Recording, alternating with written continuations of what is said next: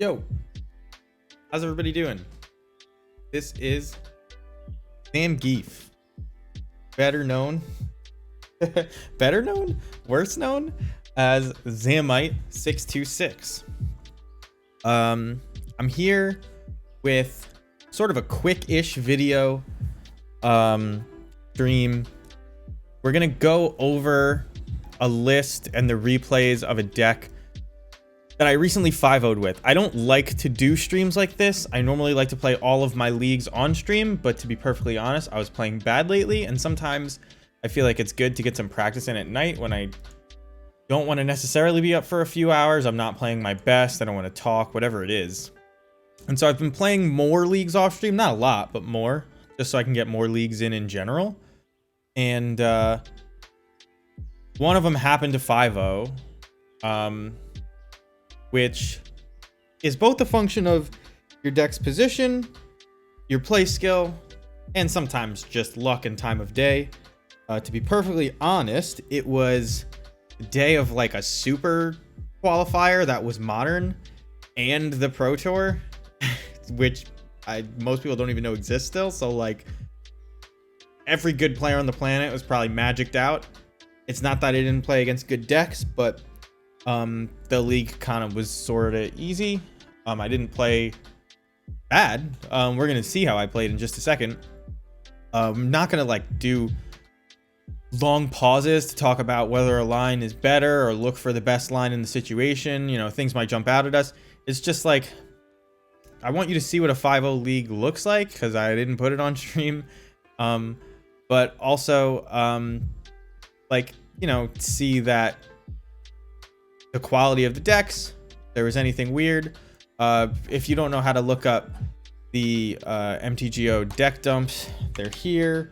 We're the only people who played Conspicuous Snoop, so I can just find it by doing that instead of my name. This is it. It's the same list, so you can go here and download it. It'll probably be on MTG Goldfish at some point, but my friend told me that I got dumped. I didn't even know. So here we are, and that's why we're taking a look at this. So they are the last matches that I played still, so you're about to see the fantastic or even like in settings somewhere, which will probably and it's and MTGO will probably want to show my address. So let's see if we can avoid that. It's actually not even my address. I've showed it on stream. It's an old address of mine where I no longer live, but they still have it. Oh, these are practice rooms. These aren't league game. So just to confirm that these are the right games, I'm gonna pull up my Twitter real quick, because I posted the screenshot of the deck on my Twitter and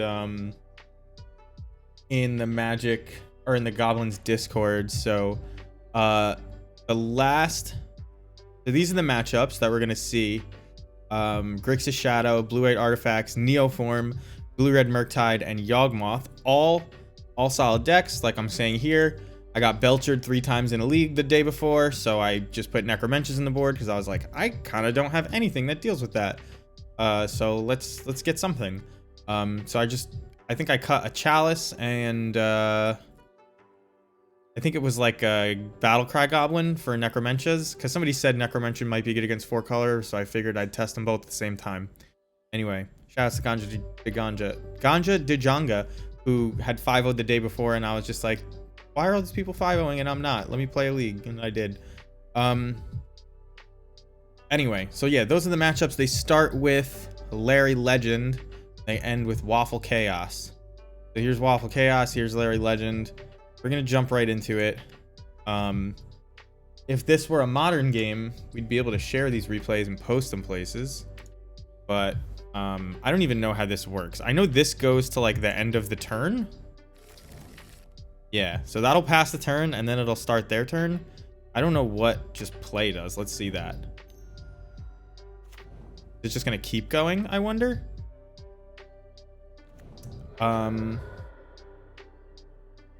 I just want to see if this goes through my turn as well. And it does. All right, so if you want to step through it, turn by turn. You can do that. Let's just start this one over really quick, talk about the keep. And then we'll probably just do like a whole turn at once. I don't remember, how I played. So I want to like step to the next thing to see the mulligans. Yeah, this is like an obvious keep. You have a lot of 1s and 2s. The Sling Gang Lieutenant isn't great. I mean, it's a very good card, especially in an aggro hand. We don't know what we're up against, but this is good against aggro decks with Ragavans. This is good against control decks because the Battlecry Goblins and the Mag War Marshals. So kind of have nice halves of our deck. Obviously no combo pieces, but you're not going to combo every game. So we kept this. It turns out we're against Grixis Shadow like we talked about earlier. They play a Dragon's Rage Channeler. I chose to kill it with the Munitions Expert instead of sacrificing the Mog Fanatic. Maybe that's not the best decision because this Munitions Expert can theoretically do more damage than just the one, but I didn't want to leave it in play any longer, and this is the thing that can become a 3/3, so it's like, you're using your good removal against their future good creature, right? So here, we're just going to put pressure on. We just keep playing. Don't care about Death Shadow. Just build up a board, get them low. Don't give them time to draw Death Shadows, whatever it is. Like, when they eventually play a Death Shadow, we're going to be just fine against it because we'll be able to block it forever. So, like, don't really have to worry about their life total too much. There was an interesting... You can't roll back, but they played Dress Down there at the end of a turn, which meant that my Mag War Marshal would still trigger Echo. I think they may have played it in my upkeep. I don't know. They like let the trigger go on the stack and then played Dress Down. So like if my Mag War Marshal dies, I won't get the token. So I paid the Echo, like just worth being good against their removal, worth having blockers forever. I also have these Sling Gang Lieutenants, and like the 1 point of damage against Death Shadow could be relevant. So I just paid Echo and didn't care too much about it. And here's the Death Shadow. You can see, even though we were just attacking blindly, like they'll probably still want to get their life total lower. I don't know if I even attack here. Yeah, it looks like I attacked and they blocked my Munitions Expert. They're at 8. I keep waiting for this to move, but I just played Mag War Marshal. So this Battlecry Goblin, if we can ever play it and activate it in the same turn, we're going to do a shit ton of damage. We discarded the Goblin Ringleader because we have everything we need to win in hand. I should just hit play from here instead of skipping through. We don't pay Echo here because we're looking for a land, and like maybe it's better to play Battlecry Goblin or Sling Gang over Battlecry Goblin, but like here's the resilience of Battlecry Goblin, where I activate it and everything is still pumped. And I'm saying to myself, like, don't care if, you can swing back for 13. I'm at a healthy 20. Like, take your biggest Death Shadow. I'm going to put you as close to dead as I can get. They have Kolaghan's Command and a bunch of blockers and bullshit, but I have Sling Gang Lieutenant in hand, right? So we're going to win this game. And it's uncounterable. Not that it matters because they have one hand up, but we're in a good position. So that's game 1. As far as sideboards go, what I've been doing... We're going to play this in just a second. It's annoying that these are on different screens. I'm gonna open up the replay and then go here. We don't need this anymore. So as far as sideboarding for Death Shadow, what I've been doing is, and would do with this sideboard, I've been bringing in 2 Blood Moons for Grixis Death Shadow. I'm pretty sure I've been bringing in 2 Blood Moons, 2 Hitotsugus, and a Chalice. It's just like good enough. And I think what I've been doing is siding out a couple of Vials, a couple of Harbingers, and a Kiki. That may not be exactly what I do this game, but that's certainly a good sideboard plan. So Ari Lax has his own podcast with Dom Harvey, Dominaria's Judgment. It's like not really currently going on because of the whole SCG thing, but he mentioned siding out Aether Vials. He said Goblins was a deck that historically sided out Aether Vials in matchups where you just need more gas. So it's something I've heard Joker doing. It's something I've wanted to do. And so I just like have just been leaning into that a little bit more. Don't want to top deck them, but you still kind of maybe want them in your opener. So, you know, you hedge all your bets and you bring in stuff that are better top decks. Blood Moon kind of just locks Grixis out of the game. It doesn't seem like it does, but it does. Chalice obviously good. Hidetsugu obviously. And Aether Vial obviously worse off the top than Blood Moon could ever be. So that's that. We're gonna go back to replay 2. This is only 2 games, so we clearly won this one. It looks like I just kept with a Hidetsugu and a Mod Fanatic. So everybody who's been asking the question, how good have you found Hidetsugu? I'm sure we're about to find it this game, and I draw a second one. So this was good against Ragavan on the draw. You see they brought themselves to 10. I have a Den of the Bugbear. Here's a hasted Ragavan. Aspiring Spike has been saying that he doesn't like the turn 2 dashed Ragavan play, and we might see why here. You just kind of commit yourself to Ragavaning, and then you know, if you don't draw lands, you're kind of in bad shape. But they're at 8 life. We have a man land. We have a Hidetsugu consumes all. If they can't play this Ragavan because of the Hidetsugu, that's why they keep dashing it. But you know, we now have 3 bodies in there at 8, right? And Hidetsugu does kill our tokens, so you might think it's awkward here, but I'm just not going to play it unless it's advantageous to me, right? So here comes Kroxa. This is one of those unfortunate times where it's like, oh, I wish I could exile the graveyard right now instead of, you know, after they're going to be able to flashback this Kroxa. But I'm just going to put pressure on with Den of the Bugbear. It's huge in these matchups for this reason. So they're going to take 6 here and go to 1. Doesn't matter what their Kroxa does. Like, they're going to need 3 removal spells and just pressuring their life total and being able to block if you need to, but you usually don't have to. If you pressure their life, I think this is just going to be Ragavan concede. So that was a crazy keep. We played 2 cards. We played Mog Fanatic, Sling Gang Lieutenant. They did all the damage to themselves. They dashed Ragavan 100 times because they couldn't play it into the Hidetsugu. And Den of the Bugbear is a good card. So highly recommend both of these cards. I know they're expensive. Hidetsugu's coming down in price, but definitely highly recommend both those cards. All right, so there we go. That was Larry Legend on Grixis. It's another 2-0 match. I don't remember what it said the matchup is. We'll take a look at the Mulligan decision. Tell you this is probably a keep. It like doesn't do a lot on the draw, but on the play, because you get to Aether Vial into turn 2 expert, you're probably keeping this. So we're just gonna hit play here because I'm pretty sure this is a keep. They mulligan to 6. We just turn 1 Vial. Turns out they're a blue-white deck. At this point, I'm probably thinking control until Esper Sentinel. So you don't have to kill this Esper Sentinel until they try to do something with it. At some point, I believe I make a move on it because I realize that they may be trying to hold up Metallic Rebuke because this is Blue-White Affinity. It's maybe Blue-White Hammer, but I make the read that it's Blue-White Affinity at some point. We have 4 lands, so it's like really easy to just play out Boggart Harbingers, even when, you know, just on curve, like still good. So we did it. They remanded it, which was weird. You know, I'm sort of unclear as to what they're doing. I wait.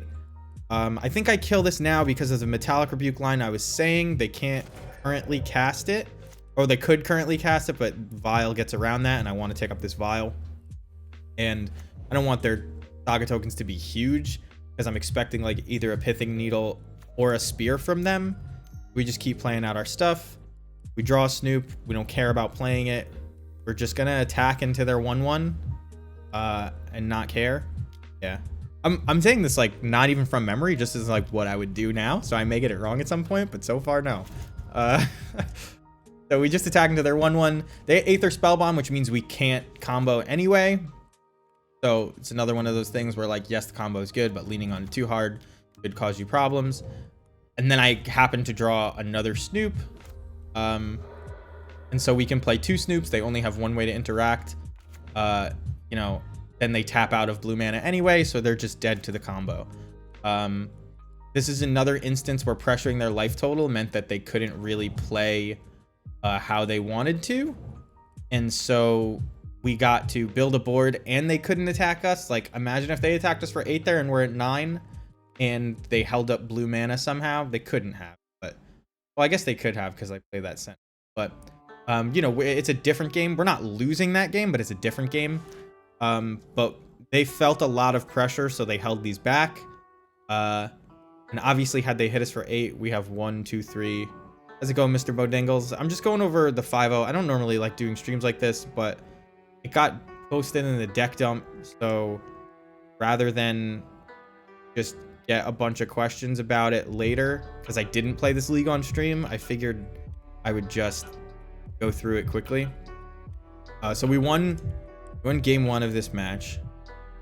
This is match 2 of the 5-0. This is like clearly a mulligan.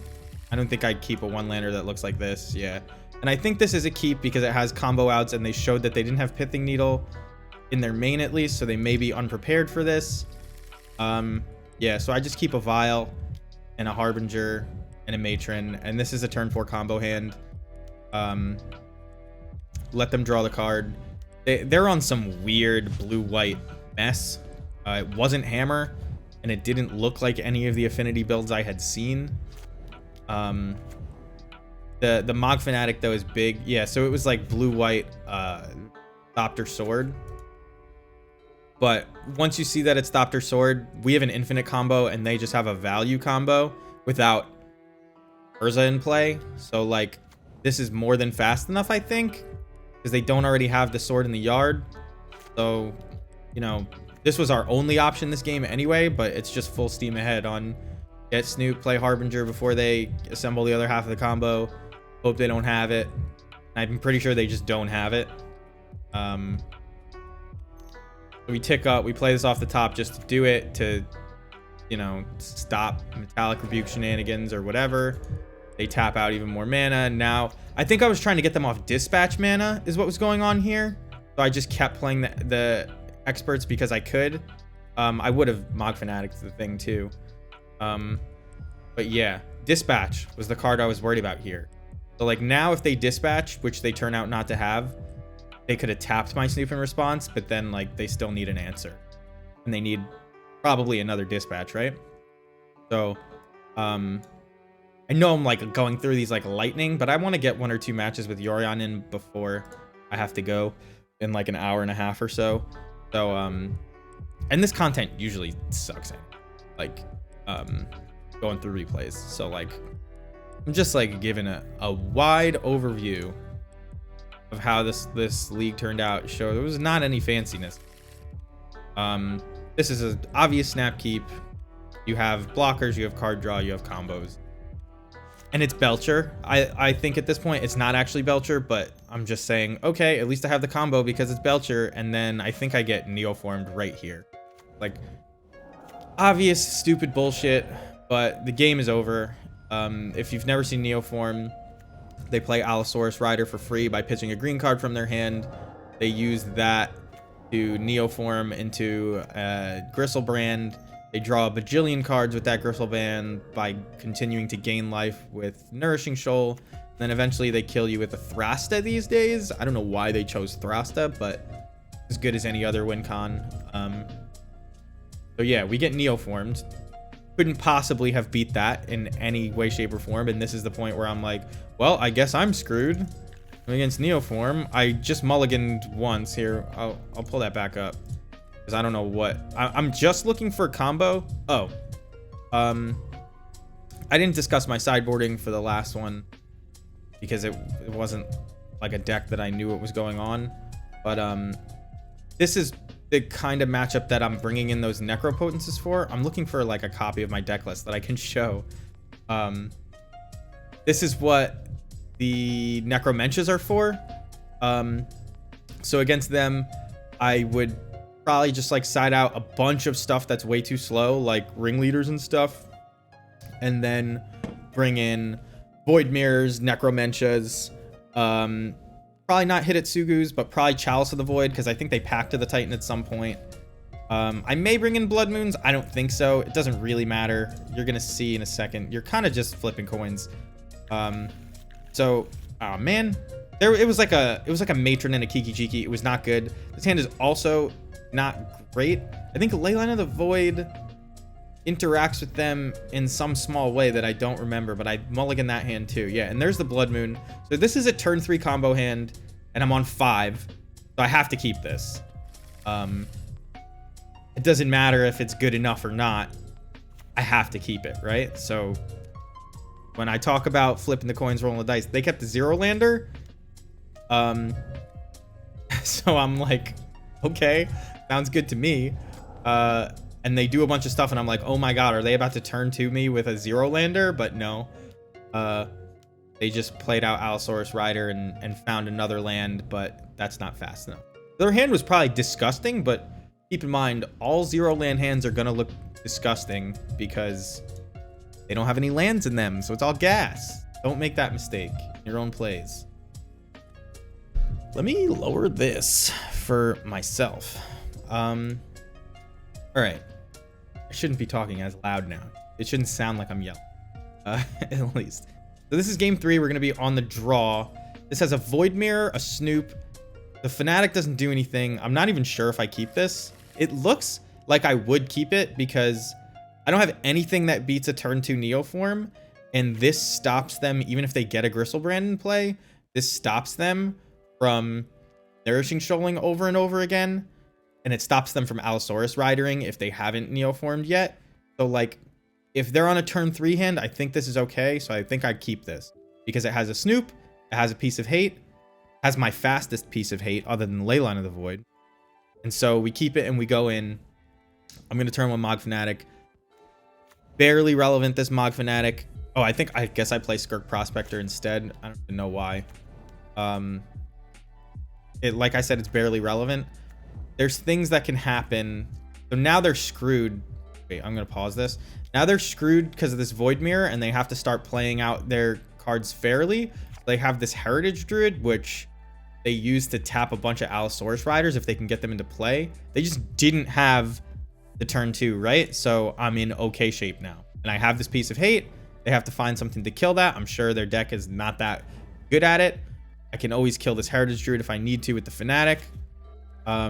And at this point, I'm just going to be beating down, I think, because they need to find something to get rid of this Void Mirror. Oh, I don't even beat down. Here, we actually just have the combo because we played out all this stuff and saved it. You play Matron, you grab Harbinger, you have to leave a black mana up, you sack a bunch of Goblins. They draw a card to look for an answer, they don't find it. The Matron was a good draw that turn, is what it turns out. It doesn't say I win, but... So, again, that's Neoform. It's like, same thing I say about Titan. Sort of coin flippy matchup. I mean, Neoform is flipping coins by itself in general. So, like, when I call it a coin flip, it's as much for our combo as theirs. Because they just lose to themselves. I hit yes, what happens here? It's so weird that that's an option in a replay. Like, what? All right, let's see what our opening hand is. We don't know what this is. This looks like a definite keep. And I keep it. We're on the play. So let's just hit play and see how it goes. We're probably gonna play Snoop on 2, but we may not. Looks like we're not because the Munitions Expert is going to be good against this Ragavan. We draw Kiki, which is always one of the worst cards in the deck. But I think this is blue-red Murktide. It could be Grixis, but yeah, this is blue-red Murktide with like Serum Visions, which I know people were playing a couple weeks ago. And so I just play this like as patiently as possible. And my goal is to put 1/1s into play. Like, that's it. So I think here I get a Ringleader. Yeah, so I get a Ringleader. And it's just like, I'm going to start pressuring your life total. You can slam as big a Murktide as you can make right here. And I'm going to try to draw a bunch of 1/1s in a Munitions Expert. They slam as big a Murktide as they can make. They play another Ragavan. I play Ringleader. I've got 4 turns to play against this Murktide region. I have double Kiki Jiki, Munitions Expert. You'll notice I can kill Murktide next turn if there's no removal spells. I also have double Munitions Expert, so on the field if I do that. So I'm probably just going to be playing Snoop into Expert on this next turn to try and kill this thing. And here I play the Snoop, and then I play the Fanatic first. We have the combo out on top of the deck. We go to kill the Murktide region. They're tapped out, so they can't do anything. They shouldn't have tapped out, and they just concede. They clearly had no removal spells. They would have left them up. Well, yeah, or they would have left them up. And they're far enough behind on board. So, like, when people tell you about siding in Leyline and things like that, like, it's not good against Ragavan. You don't need it. You can just play the fair game. Be patient. Commit to the board as much as you can. Their removal spells are 1-for-1s. If you can have a Cavern of Souls, it's like, I imagine that's what was going on here. Most of the cards in their hand were probably dead.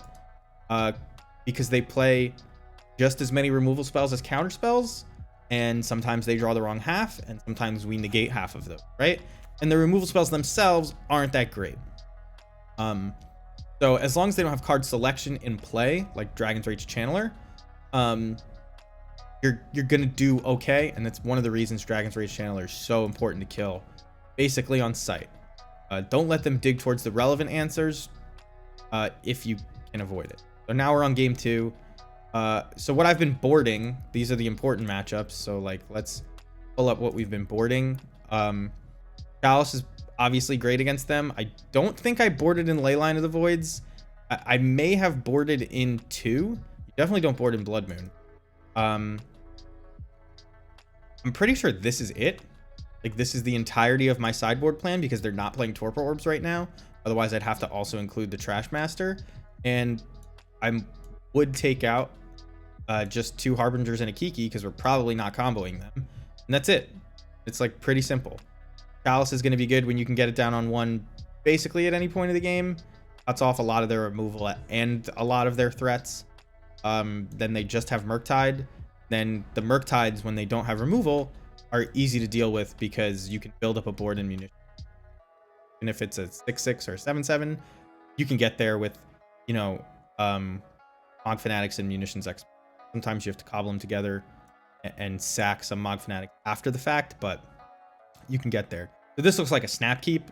I don't think, and hands like this are the reason I don't want to board in too many ley lines if I board in any ever, because like, how do you mull this? You know what I mean? Like, I'm gonna play a Mog War Marshal on 2, and then I'm gonna have a 3rd land and Snoop, or just Matron. Like, I just kind of have everything I want in general here.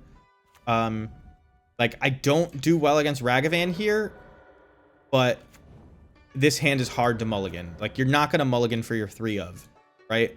Like, you don't want to just mulligan for Mog Fanatic. And even if they hit us with Ragavan once, we can then answer it very easily after that. So that's why we keep this hand against Murktide. Here's a turn 2 Ragavan, so that was their draw. Just like perfect for us. It just happens to line up.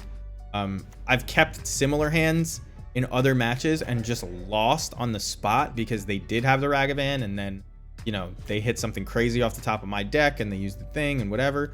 But they invest a lot of resources in getting this Ragavan to connect, and I'm just gonna play another Mog War Mark. Or I think I play a Matron here just because it uses all my mana. But and it's another 1/1, and if they want to Unholy Heat this, like, they've only got so many cards, right? So Battlecry Goblin is going to do a good job once we finally do get to be the aggressor, and we're going to turn that corner pretty quickly, I think.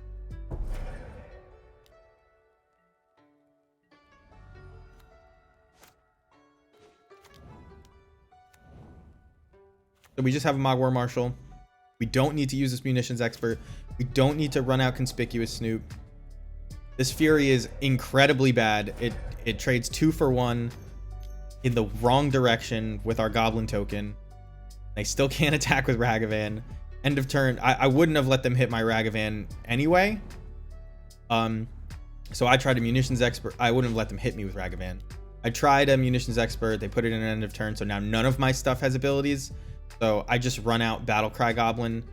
and I hold up Munitions Expert. I could have run out Snoop there. Maybe Snoop is more valuable, less valuable. I don't know. I picked Battlecry Goblin. I felt ahead. And now they have a Murktide. I think I do something fancy here. No.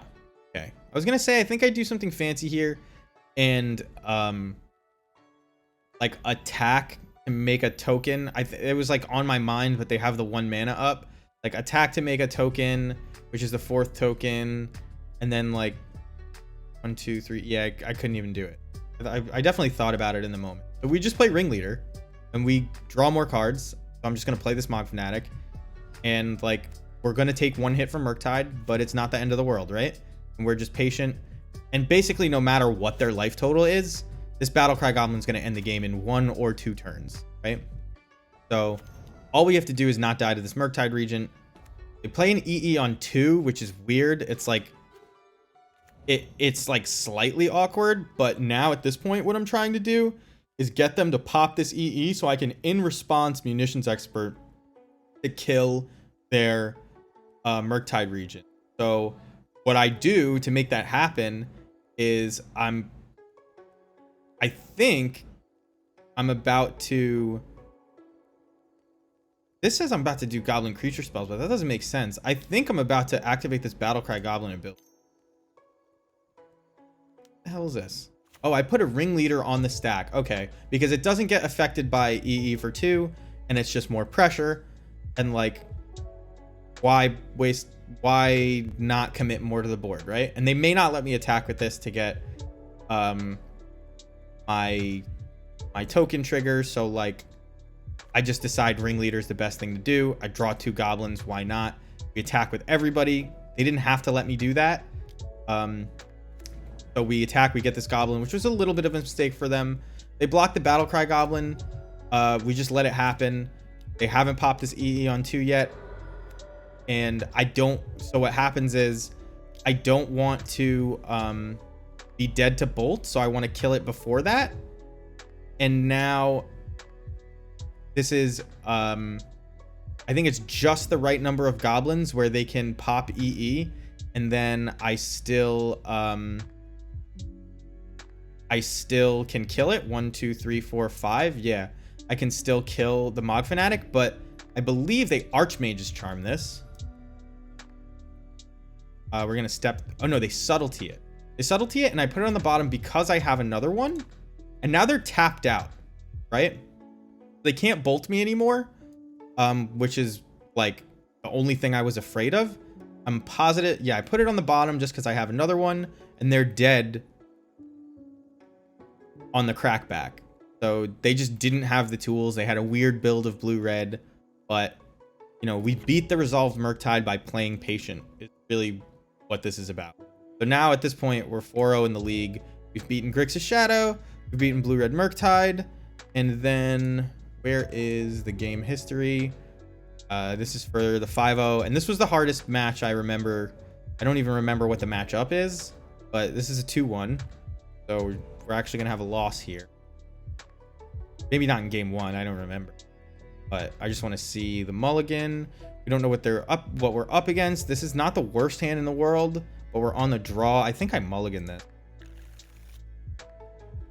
Yeah. So we mulligan, we find a combo hand.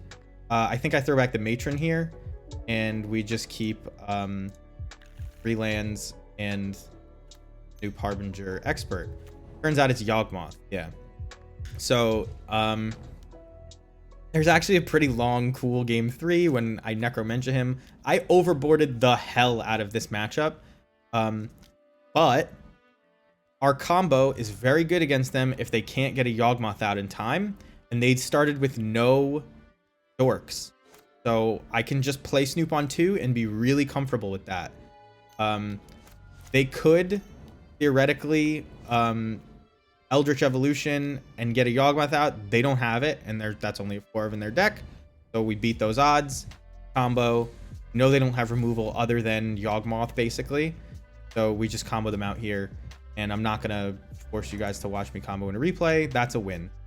So This sideboarding is a little bit messy. I'll say that. I overboarded, like I'm saying.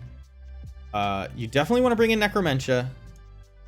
And I think I brought in like 2 Leyline of the Void and 2 Hidetsugu. And that seems like overboarding to me. Like, Leyline is decent and Hidetsugu is decent. Like, you kind of wish that there was some combination of these cards, but Necromentia is really good. I think this might be like my final boarding, but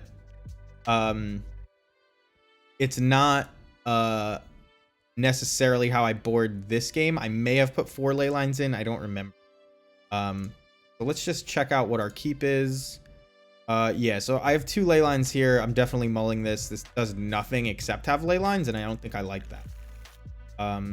Yeah, so I mulliganed and got a much worse hand, but a hand that could eventually be explosive, and I think I keep this. Like, I don't think I want to go past 6 for... Yeah. I don't want to go past 6, and I have 2 Aether Vials, so, like, maybe I work something out. But this hand, I think, is better. Like, Leyline is just not impactful enough to be keeping a double Leyline hand, right? So they start on Birds of Paradise, and our whole goal, and drawing this Munitions Expert is great, to now manage their mana dorks and keep their board as small as we can get it. So I think what I wanted to do here was kill this Grist, so I didn't play the Munitions Expert this turn, so I could hopefully, like, pile a bunch of shit into play, but then they Boseiju me. I still have 1 vial left because they Boseiju me lands. And here, I think... I'm like, fuck, that Boseiju was like good, but I still can't cast Necromentia. But I'm just managing their Birds of Paradise. I don't care about their Grist ultimate. I don't really care about the 1/1s. I care that their Grist can kill my important creatures, right?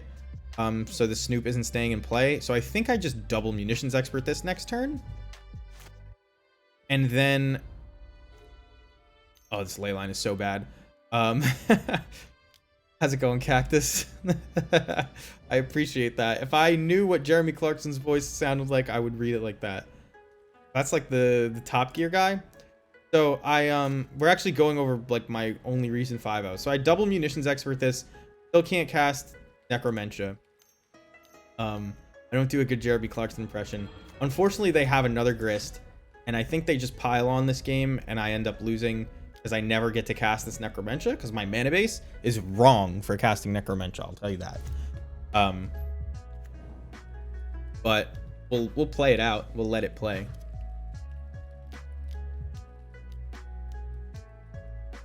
They convoke for 4. They Yawgmoth me. I just concede to that. They could draw 6 cards or something like that. It's not worth continuing that game. Kristen Yawgmoth in play with a bunch of insects, like you're just... but we're gonna go to game 3 of that and be the end of the 5-0. This game is wild because I actually get to cast Necromentia. And when they don't have a... I think I keep this, which is not great.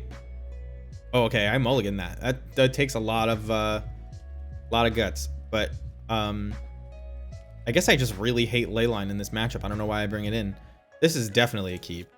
You can take care of their early mana creatures. You have an Aether Vial. You have a combo out. So you may just be able to get there ahead of Yawgmoth. Not how it happens this game. But they have a Hierarch. Pretty sure I'm just going to Fanatic this before they can untap with it.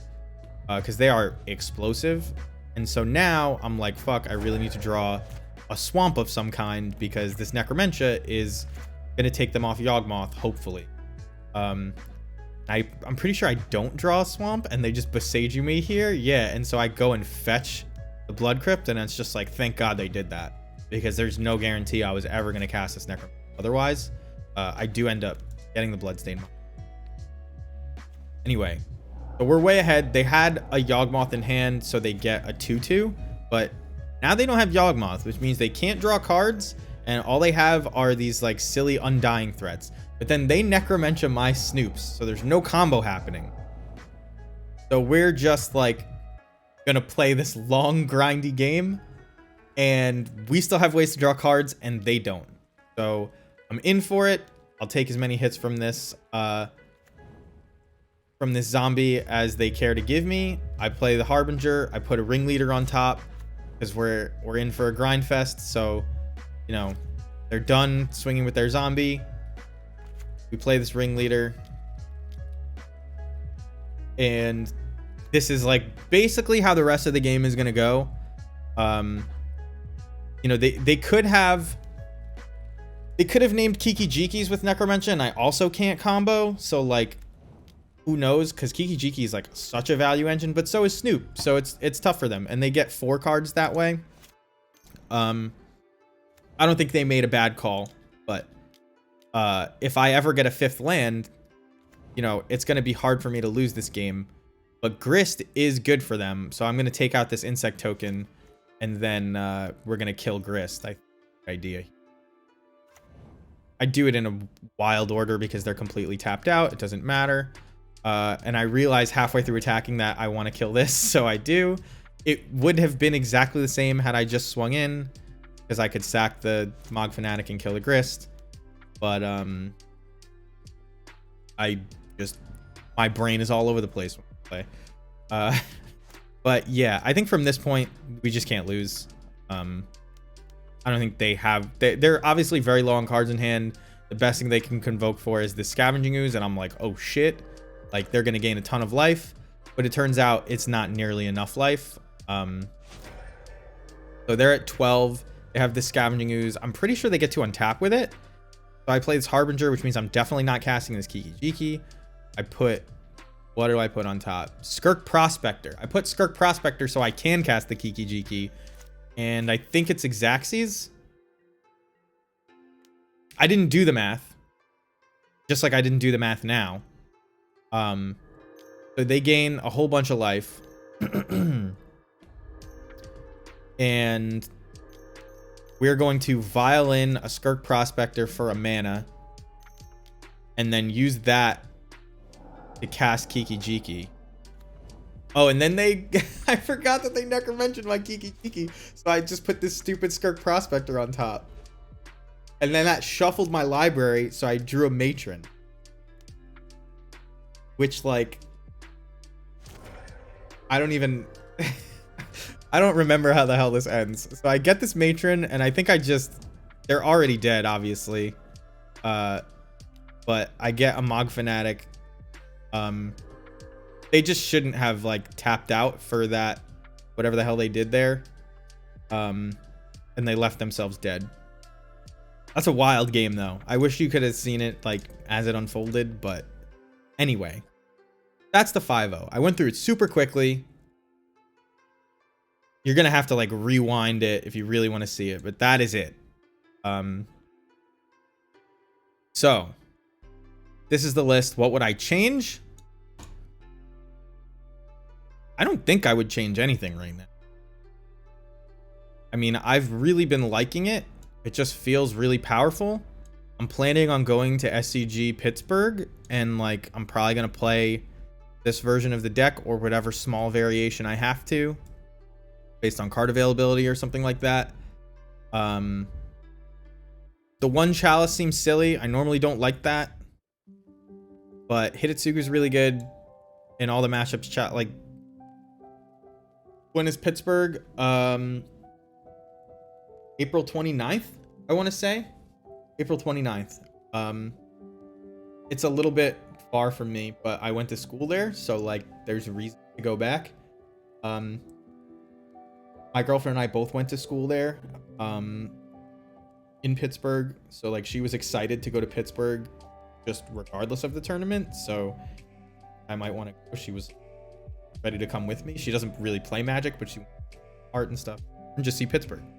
So yeah, that's April 29th. I'm almost positive that whole weekend. So if you're there, I'll there.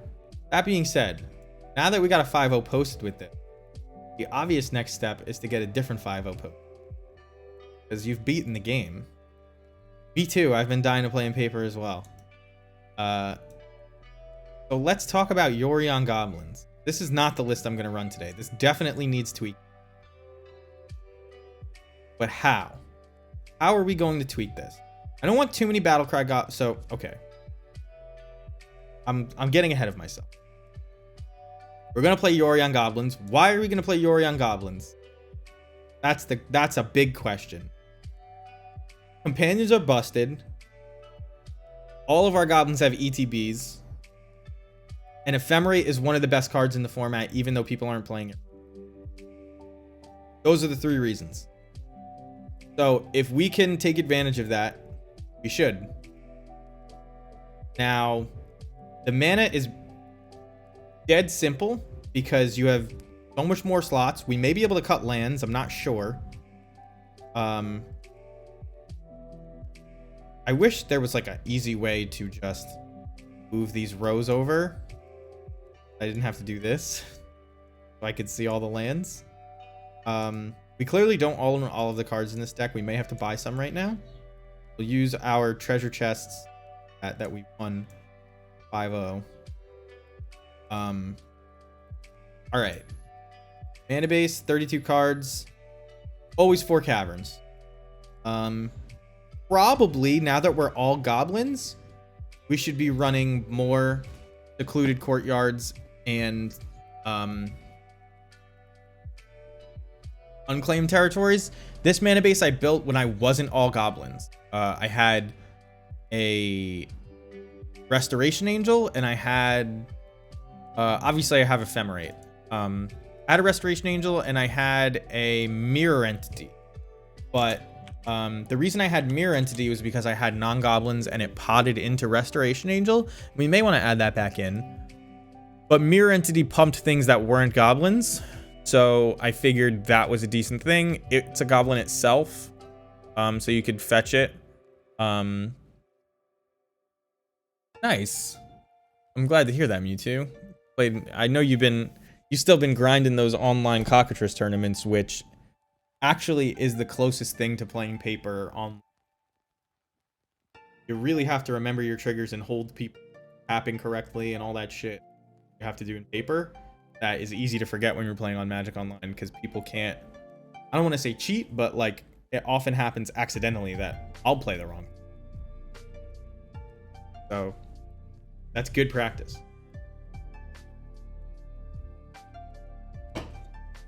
Anyway, so what does Yorion mean for us? It means we get to reuse ETBs of our best creatures, which are Ringleader, Sling Gang, sometimes Harbinger, Matron.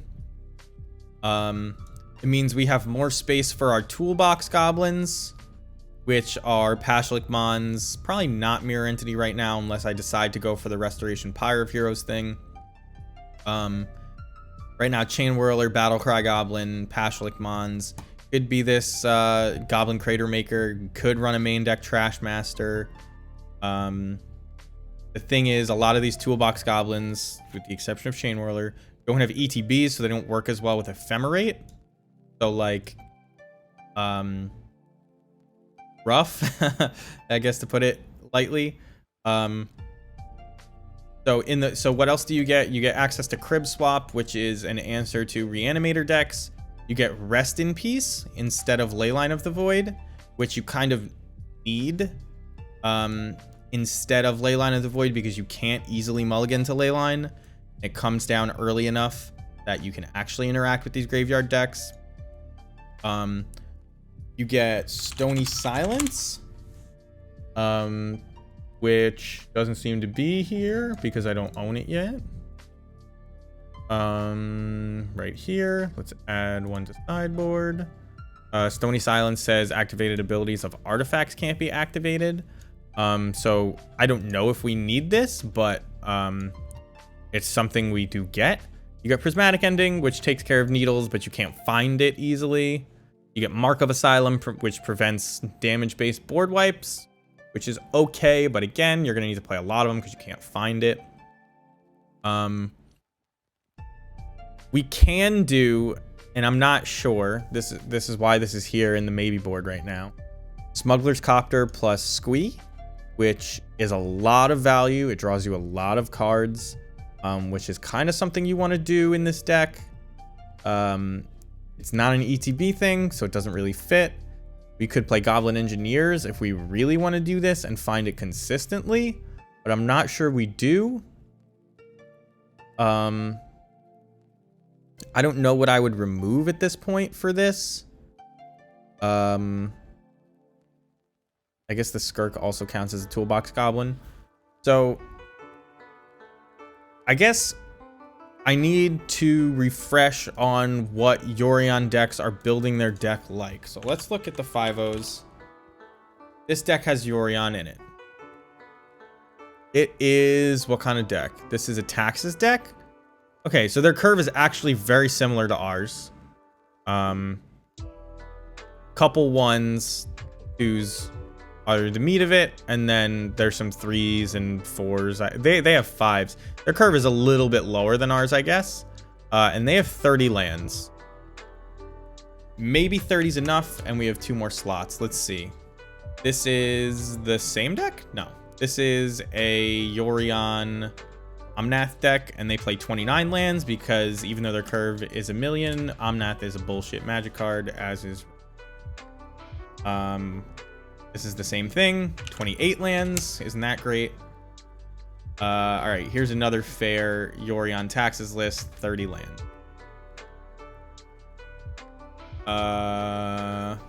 This is another green-white. No, this is Naya Yorion Taxes. They have 31 lands. Let's compare their curve to ours. They're on Coco. Going for, yeah, so they have a little bit more expensive stuff. They're trying to, yeah. This more closely resembles our curve. They're on 31.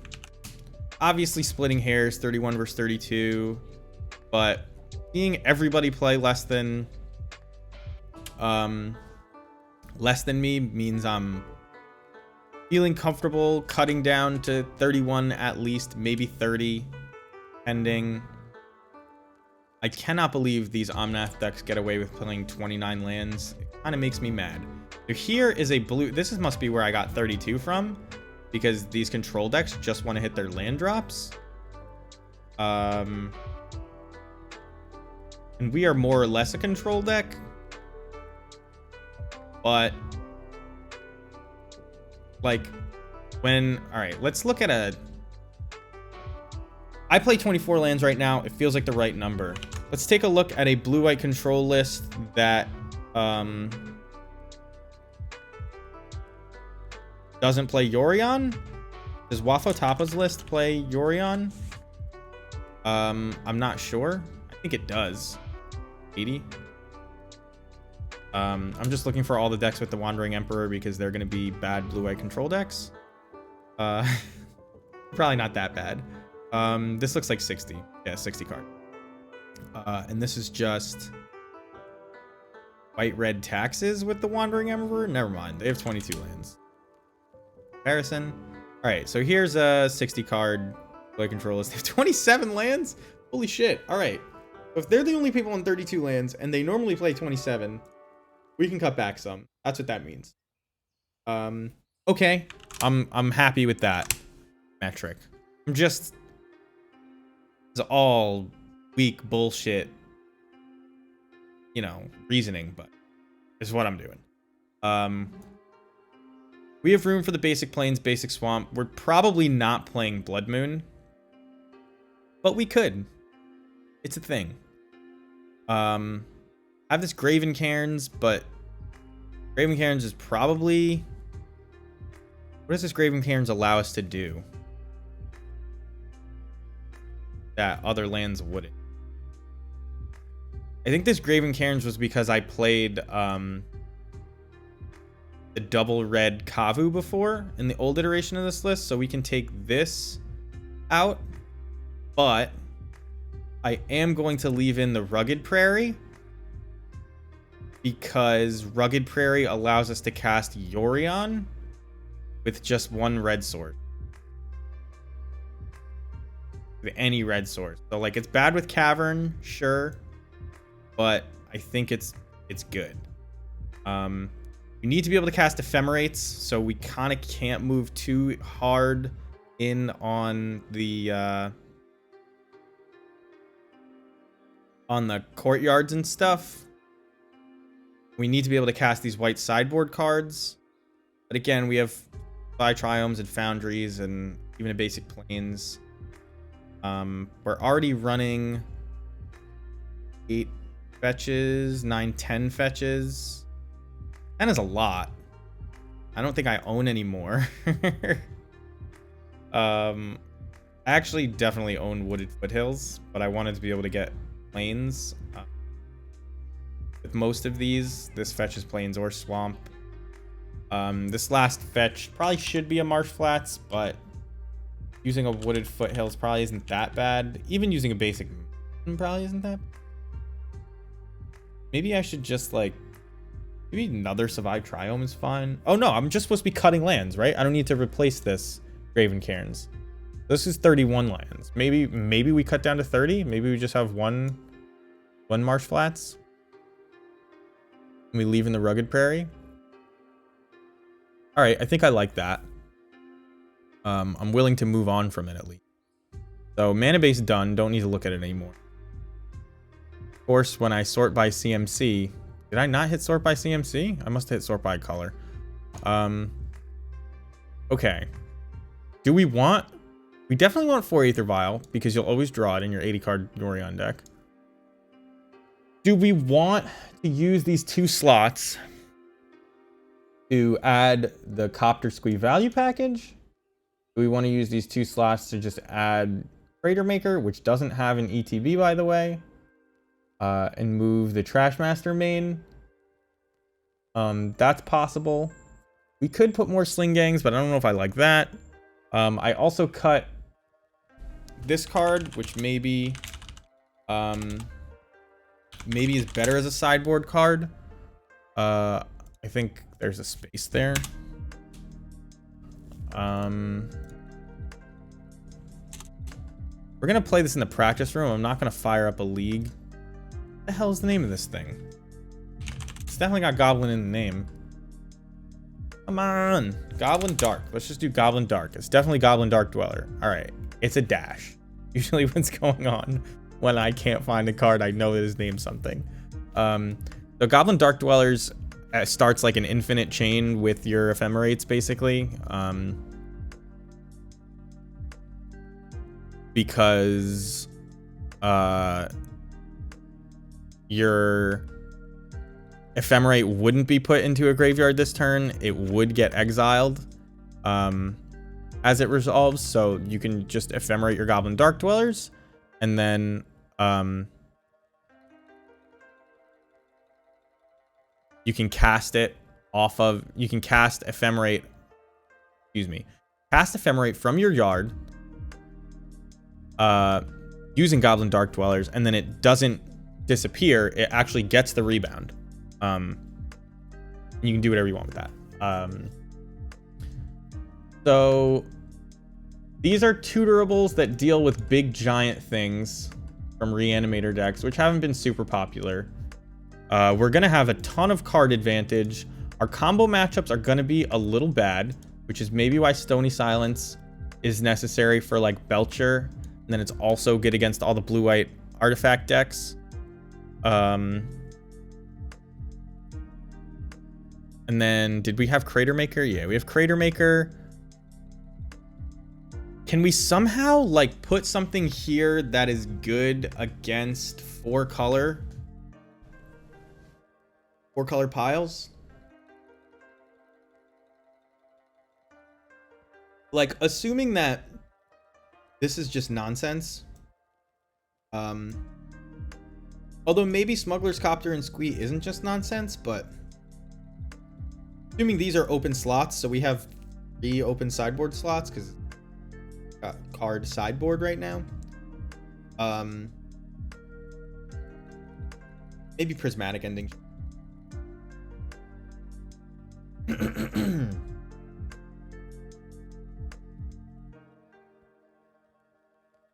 What do we want? We want more goblins with ETB.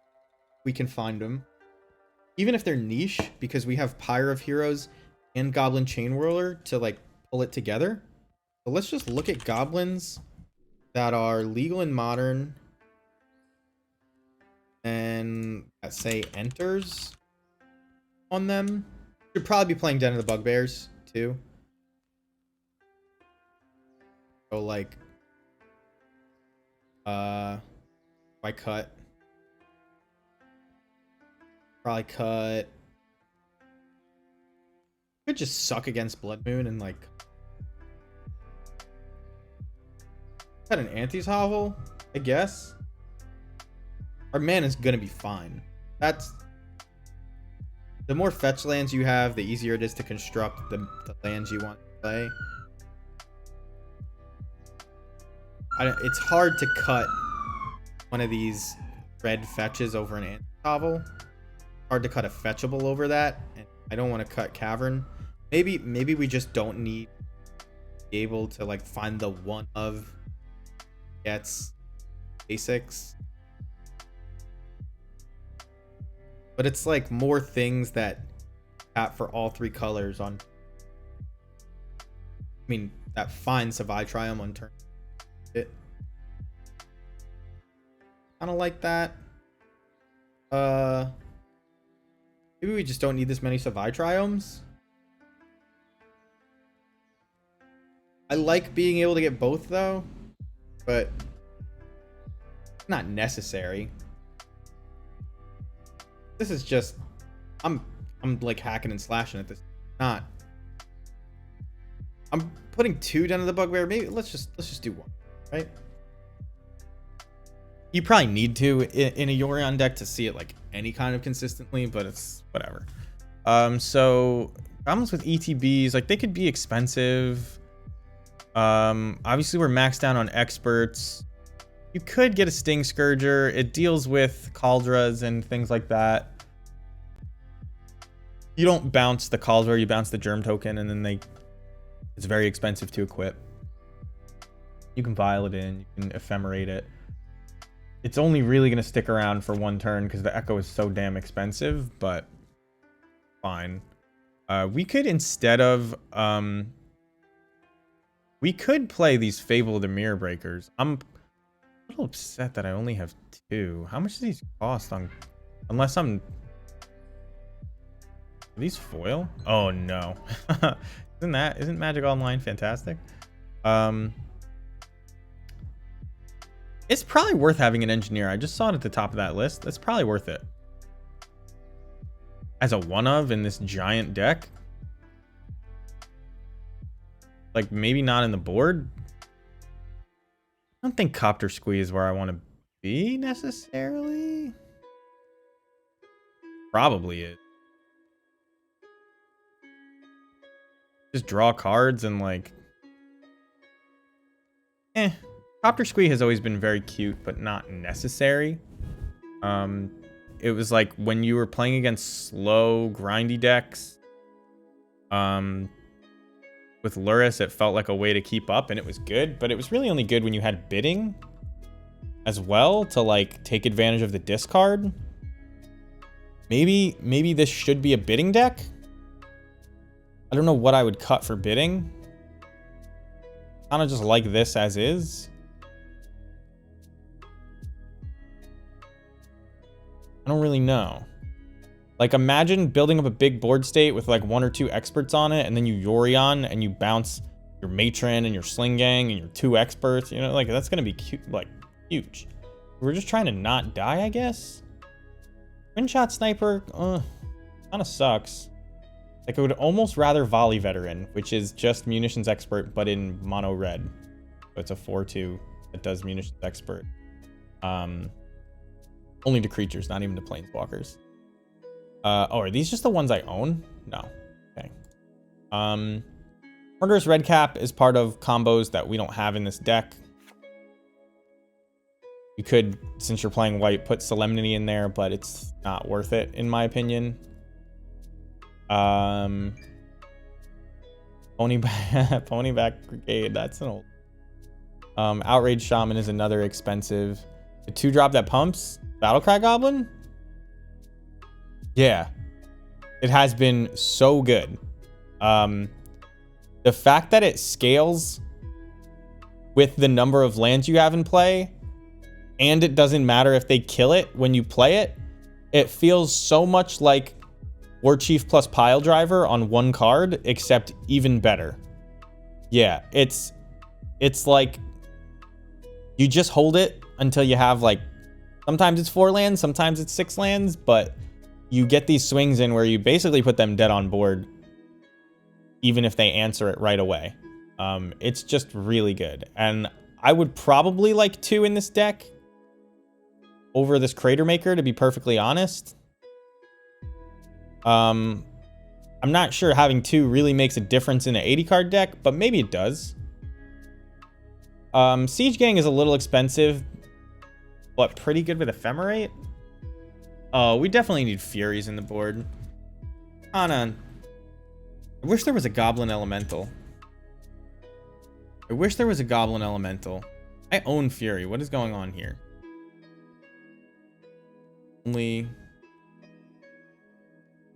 Okay.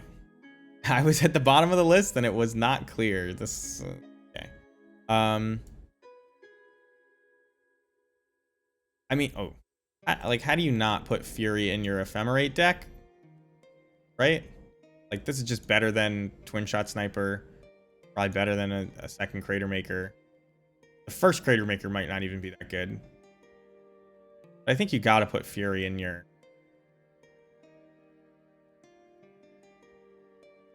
Prismatic Ending... Like, when are you not boarding in Prismatic Ending? Which may be a reason, like, not to... Which sounds counterintuitive, but, like... Why do you need such a generic answer? What are we hitting with this? Like, yeah, you could hit Ren and 6, and you could hit Chalices that we don't really care about, but we have other answers to both of those things. I don't think I'm going to put Prismatic Ending, and I don't think Mark of Asylum is where we want to be. I used to be worried about Furies resolving, and I'm less worried now. Like a decent looking sideboard.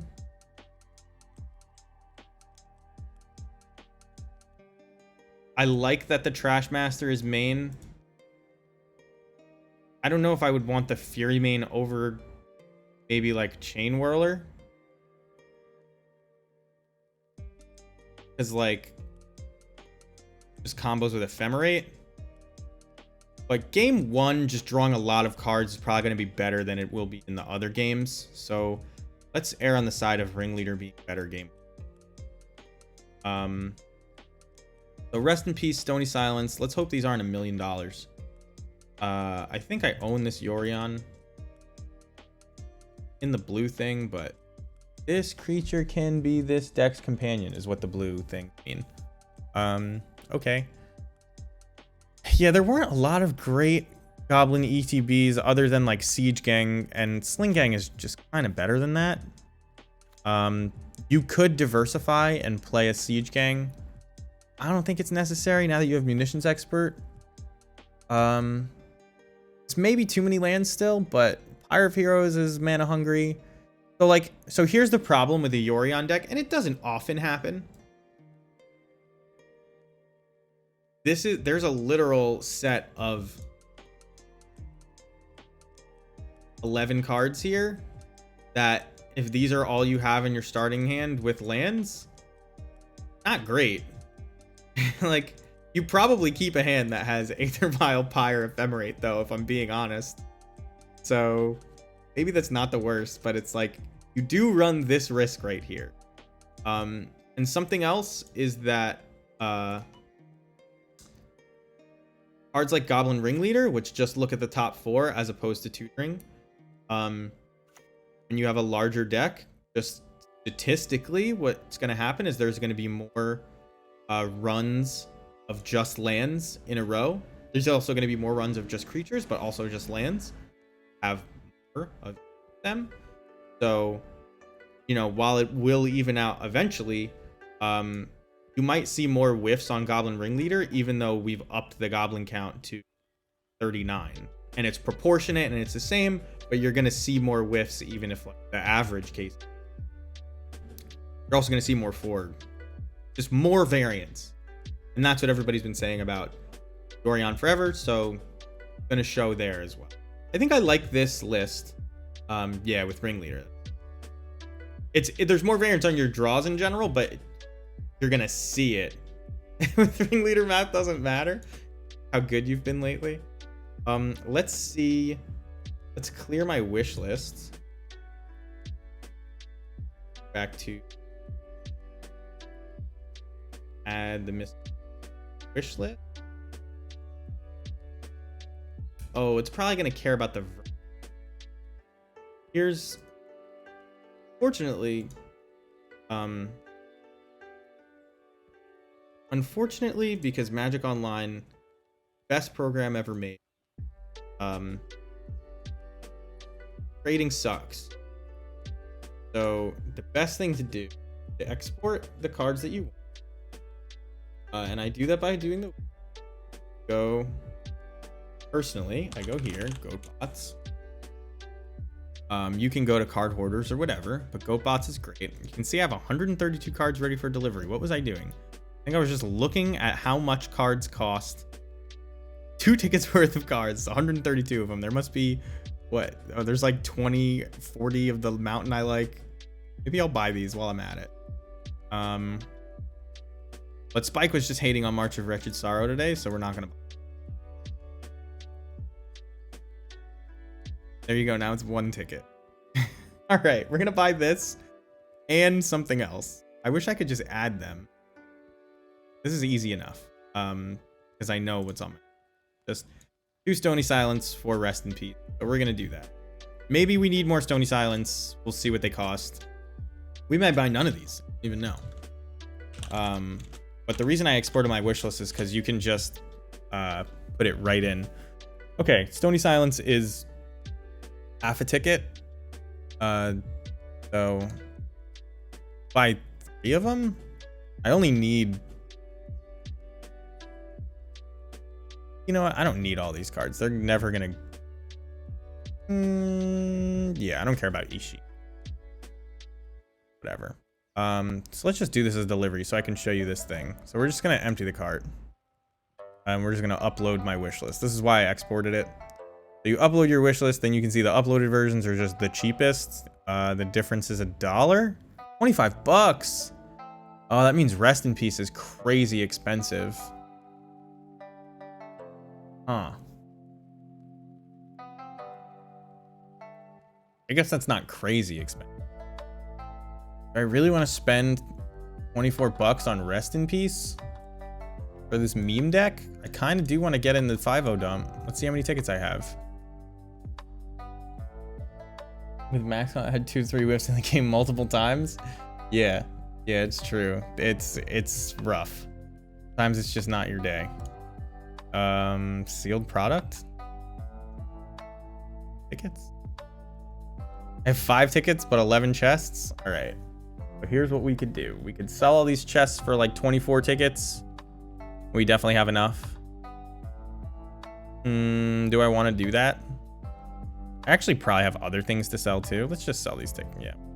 Why you win them. Alright.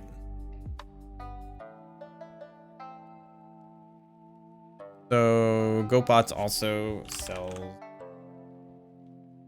good prices on chests that are fake.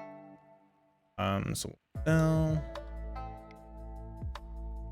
I don't even know which one I clicked, but it doesn't matter. All just advertising. This is what I've learned. All the bots do the same thing.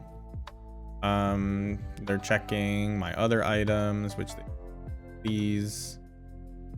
All right, 27 tickets. And again, because Magic Online is the best,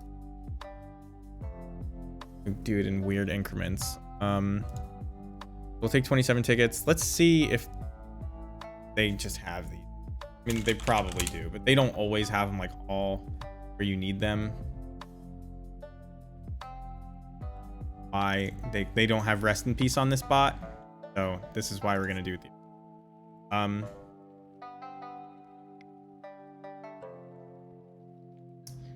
We have the tickets. We're just gonna Need to, because Magic Online's the best program in the universe. You don't just have a currency. You don't just have a currency tab. You have to put it in a trade binders. Is ridiculous. But they have to pretend it's not currency. Now they go. We'll play. I'm gonna play in the practice room with this deck, probably just one game, and then next time I stream, I'll do a league with it. How's it going? Octawadisco. Say that. Octowl? How are you doing? Got a trade request. Give them the binder. We're just gonna test this out and see if it needs. Why did things? Oh, there's a way to go.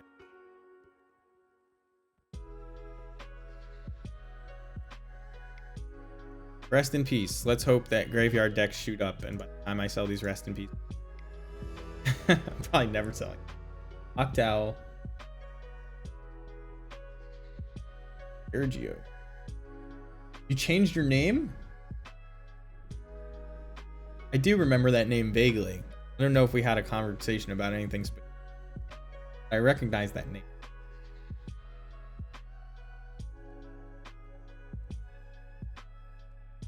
Why does this say I'm on back?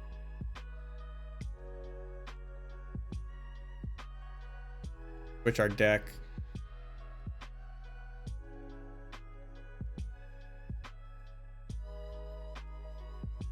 Where is Goblorians?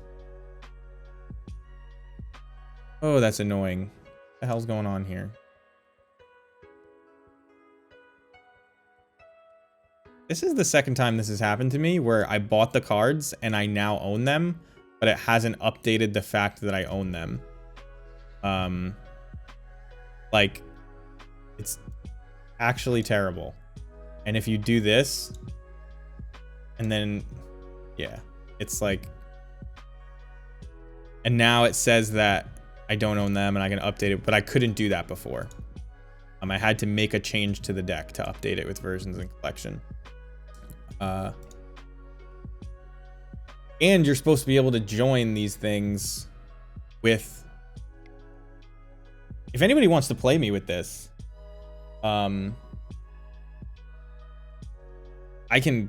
we can do a straight up challenge, but I'm just testing this. Oh yeah. They gave it to somebody else, and knowing programmers, there's like two modes that I guess I'm among them. Programmers. Like, there's either like super optimism, like let's tear it down and build it again from the ground up. It'll be so easy. And then there's like fuck this spaghetti code. I'm not touching it. Like, we'll make whatever adjustments are necessary only when necessary. This is a solid hand.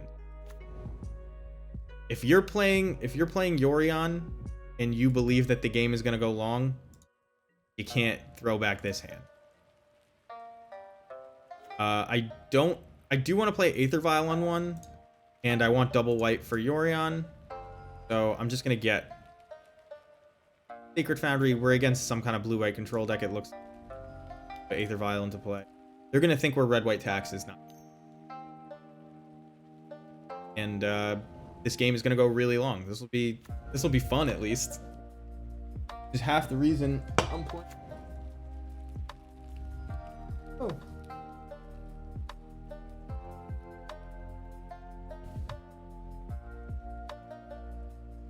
My Magic Hat. I don't like to put this silliness on the thing, but not bad.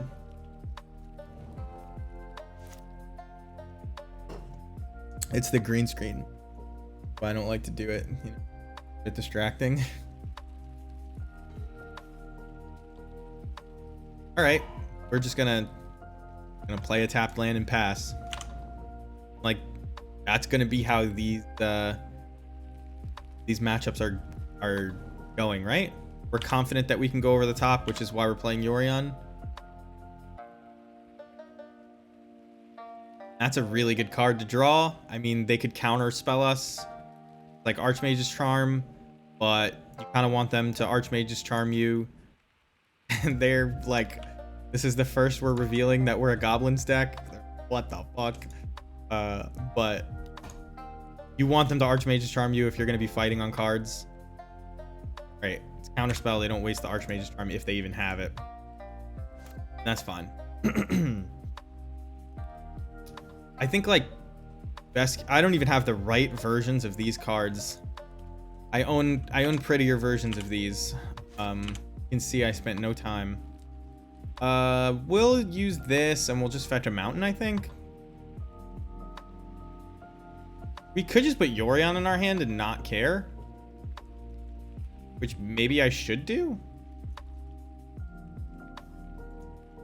Maybe I just play Pashlik Mons and not care and like put pressure on. Because I really want this Ringleader to resolve these two Ephemerates in hand. So like... Okay. Pashlik resolves. We'll fetch the other Savai Triumph at the end turn. Unless we want to protect it. See? Snapcaster. Opt.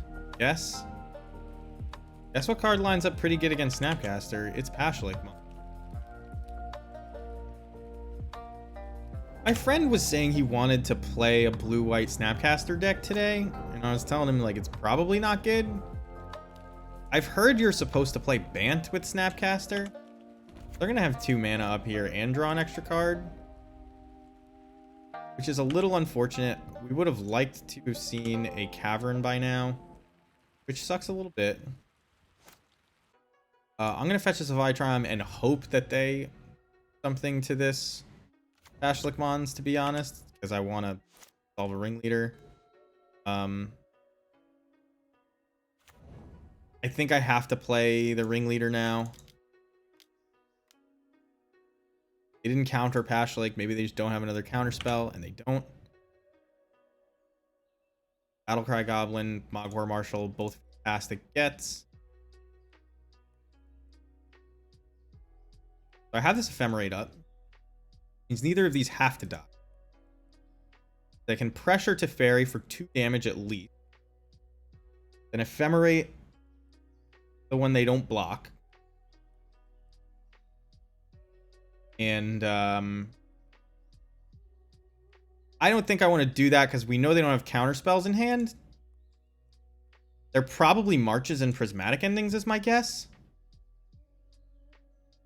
And Pashlik Mons plus a bunch of Mogwar Marshals. Like, we're in a pretty good spot here, actually, except for this Teferi.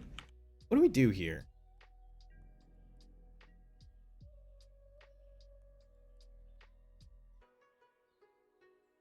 I imagine there's a Solitude in, like, why I'm hesitant. Would I just let this Pashlik Mons die? No, I'm just gonna be patient. We're just gonna be patient. Like, the Teferi's on 5. They're gonna draw another card either way. We may be able to just, like, put a shit ton of damage at it next turn.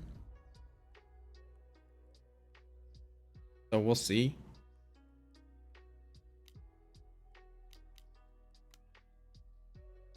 Jace is rough. I may Ephemerate in response to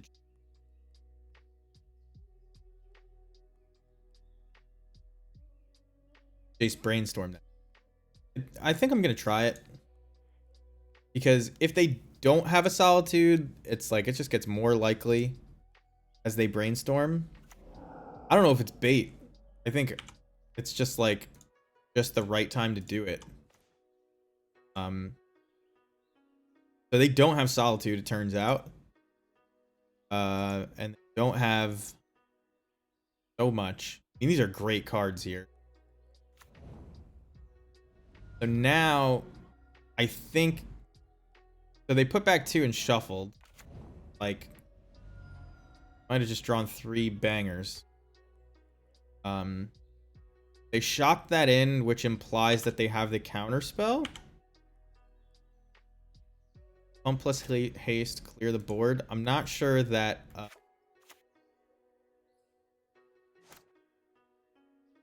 So we'll see if this resolves.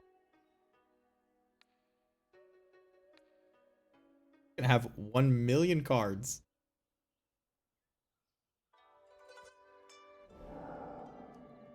So they're gonna counterspell. Oh, so here's the march on my. Wow. Okay. I could ephemerate again. But I think I would rather Bogwar Marshal plus Battlecry Goblin plus haste, or maybe I want a Munitions Expert plus Battlecry Goblin haste. There's a math answer to that. 6 mana, probably gonna get countered. Maybe I bait with Munitions Expert now to kill the Jace. Let's do that. So in response, while we still have 3, we're gonna try to kill Jace. All right, so they counter that. Now they're done with counter spells. Maybe I needed that Ephemerate Expert actually.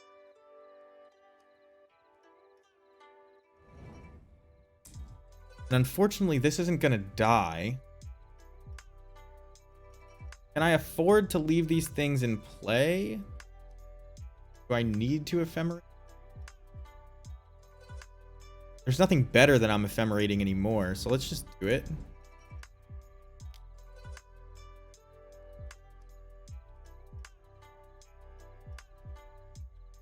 This could be a Spell Pierce. We could pay. So, ooh, Chain Whirler is actually pretty solid here, isn't it? Because it clears Snapcaster out of the way, and we can attack the Jace and pressure the... That was pretty good. And they concede to that. All right.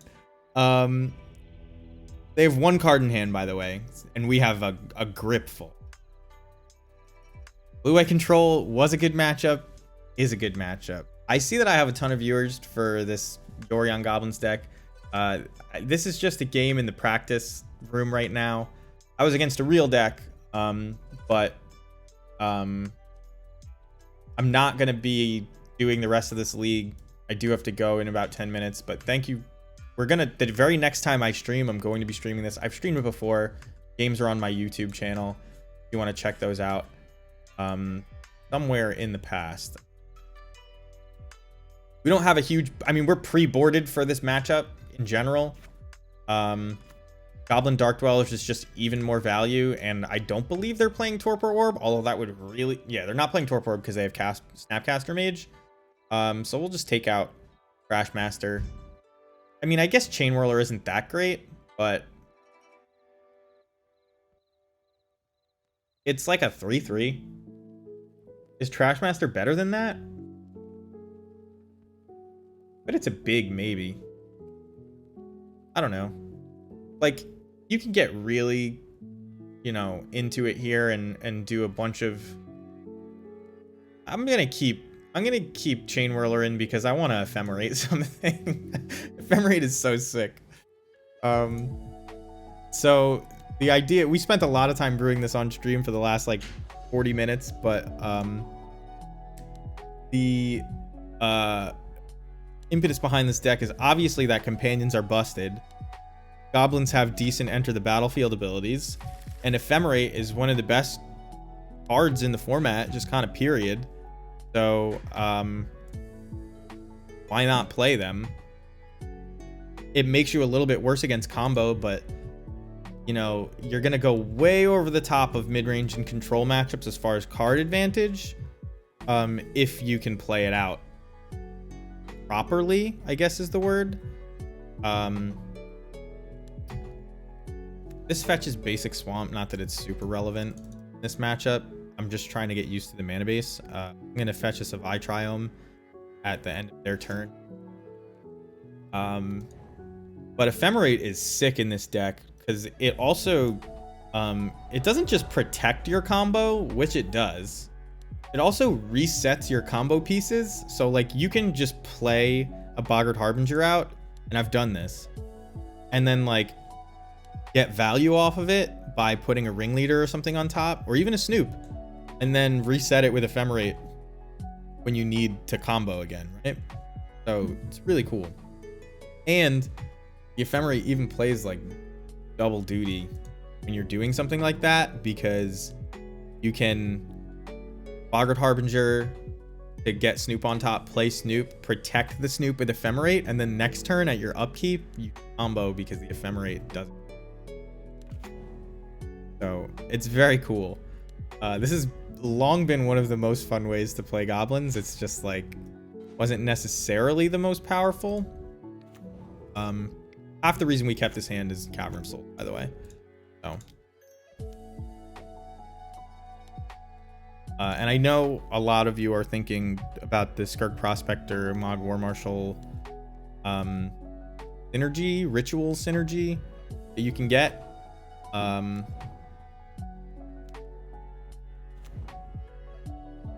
So we're pretty close to casting this Kiki Jiki already. But honestly, usually all you need to beat a blue-eye control deck is one Mog War Marshal. And then a follow-up. So I'm going to pay the Echo because it makes their board wipes worse. If they want to, they want to, like, you know, use Solitude or whatever, to get around the Death Clause, fine. We'll attack for 2.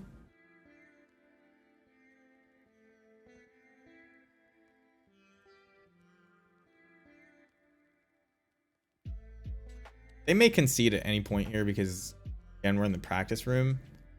So I'm just going to say this before I go. I'm here. Follow so you can find. We're going to be streaming this deck through a league then. Don't have all the time in the world today. So we went through our deck that got posted in the 5-0 dump recently, and that's the beginning of the stream if you catch the VOD. And we brewed this up, not brewed it up, I've had this deck list a long time, but it hasn't been all goblins for a long time. I used to play a bunch of other shit in it, play Mog Fanatic, have enough felt. Now with Mog Fanatic controlling the board as well as it does, the munitions efforts have felt like they hold their own more than enough. So we're just gonna second main play this Skirk Prospector, Mog War Marshal.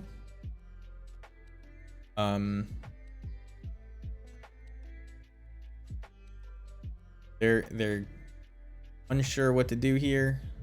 If they have a counter spell, they can certainly use it on this Skirk Prospector. I wish I had a Hall of Fame of worst cards I've gotten countered. Skirk Prospector and Mog War Marshal would certainly be up there. As far as unimpressive creatures getting countered. We only have the one Tavern, and I'd like to play Goblins in turn. They can't, you know, brainstorm and put that thing back with Jace, and I really don't care about the 1 damage, 1 card. However that happened, that is the power playing bad card.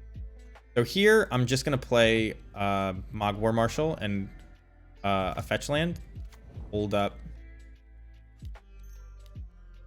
Missions Expert, they could tap out for a big Teferi and it just dies. So that'll be cool if we get to do that. 4 Mog War Marshals in this one. So there's their Archmage's Charm, which that is, I mean, that's kind of good for us and them, if that makes any sense. Like,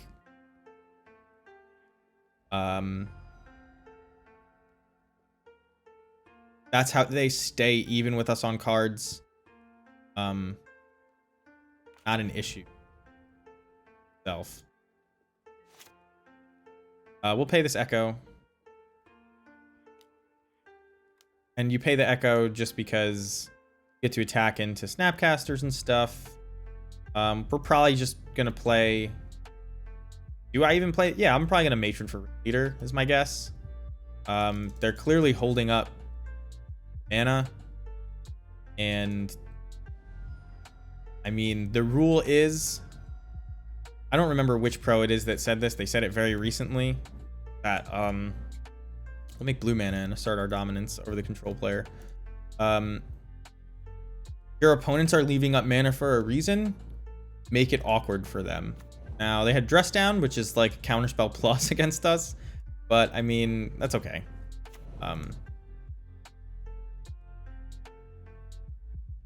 But just playing the one counterable spell and paying the Echo was like fine. We still get a 1/1, and the 1/1s are what's going to kill them. They're at 10 life right now. So they Field of Ruin my Cavern, but I've resolved every spell that I need to resolve for the rest of the game. As far as, you know, the current board state is concerned. This next turn, I'm just going to put Yorion in my hand. Not care. We are pressuring them a lot. I wonder what they've... I mean, they have 6 cards, right? Something's got to happen here. Must be a lot of counter spells. They did that Field of Ruin play. But again, if nothing else changes on this board, I'm fine.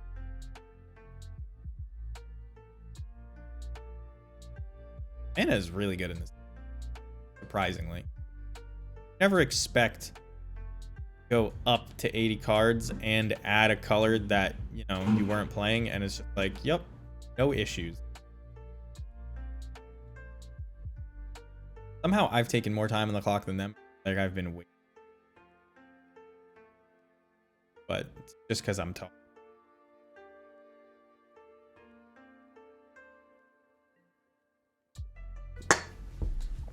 All right. Oh, they're passing the turn. They probably thought they were. Memorate's a good card. I'm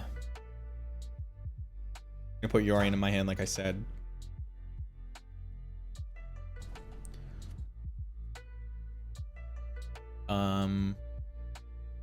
Trying to think of cards that could possibly matter. I guess they could Wandering Emperor us. Block me with a 2/2. Not super concerned.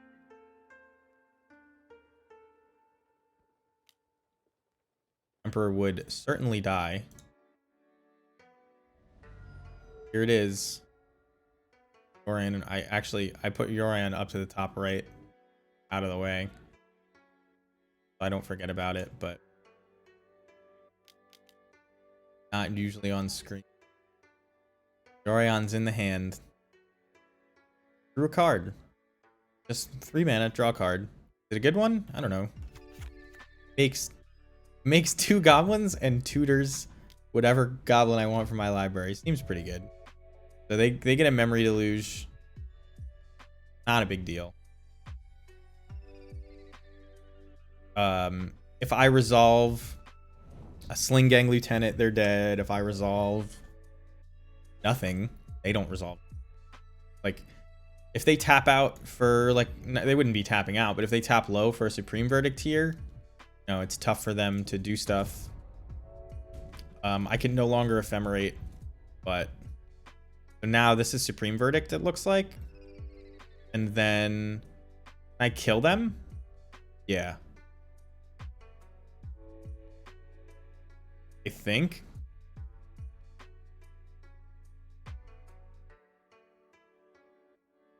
So I go to kill them. You tap out for Supreme Verdict. I can't Ephemerate or anything in response. I have 2 goblins left. If they play it bad and they Supreme me in my main phase, I can play like Matron Plus. Very obviously makes things slightly awkward. We're gonna go for the kill.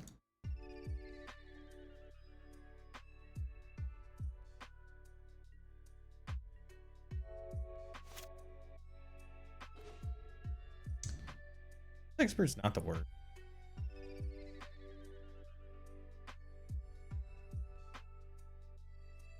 So we're trying to go to combat.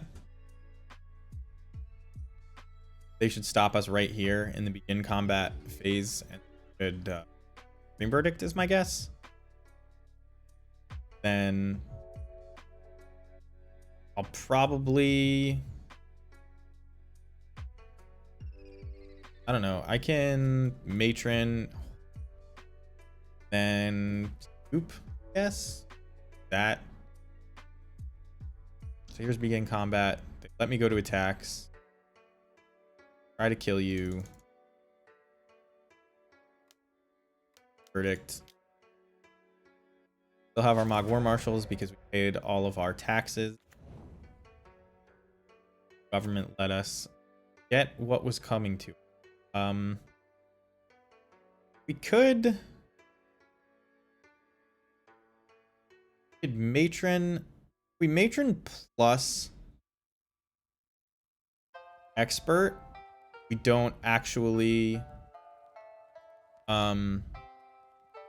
kill the Teferi. Not that that's super important. The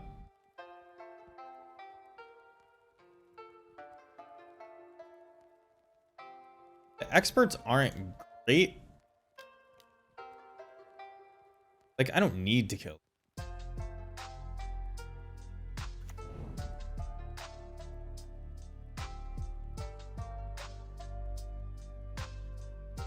We're just gonna play Matron. Solve it. Like drawing a card. They're really low on life. And I think the best thing to do is just like present lethal a bunch of times. So I'm probably gonna grab Sling Gang Lieutenant once they allow this to resolve.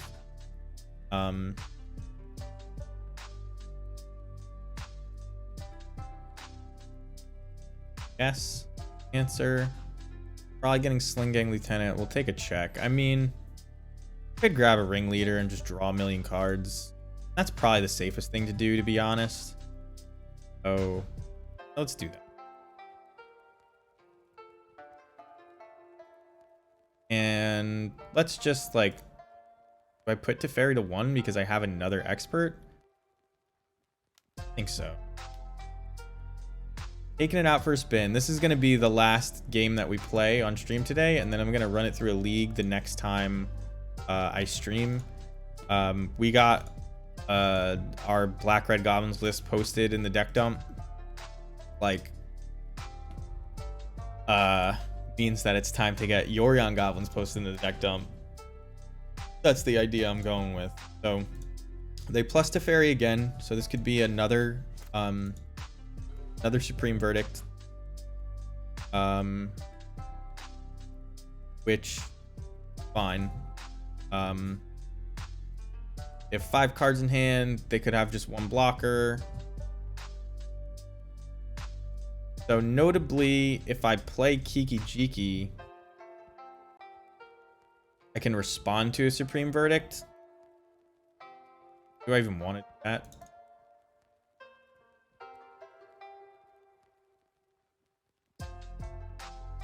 I think we're just going to draw a bunch of cards, like present actual lethal. And if they counter this, great, because then they have less mana to do other stuff. Dress down plus Supreme Verdict would kind of suck, but 2 cards I think will be fine. Maybe not.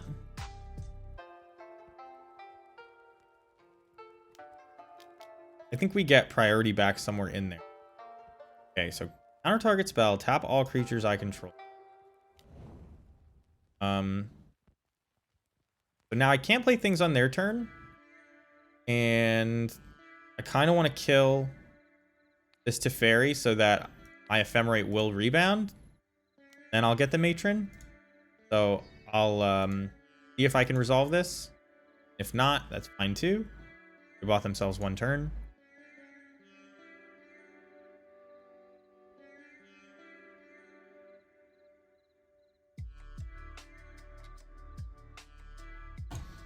They don't know what they're going to do here. I guess they can march here.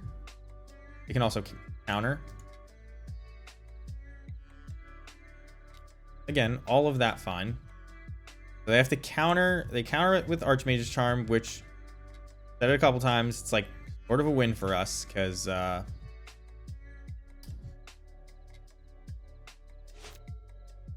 it costs them a card more or less, right? It's a 1-for-1, and we draw more cards than them in general, as long as we can keep pressure on the board. How's it going, Ganja? Yep. Yorion Goblins. That's us. Yorioblins. Goblorions is the one I picked, but it's not it's not good. The deck is good. The name is not good. We like crushed this blue-white player in game 1. Game 2. This isn't a league. This is just like a practice room game. I don't have enough time to play a league right now, but the next time I stream, I'm going to be going with this list. Goblins is the right call, probably. So I'm going to play this maybe just until I get a 5-0 or I lose so much that I can't stand it anymore. We'll see. I think it's good. Like, it's only bad against like Belchers and Titans, and it's only bad in the sense that your turn 3 combos are, you know, less consistent. So, you know, it's not really that bad.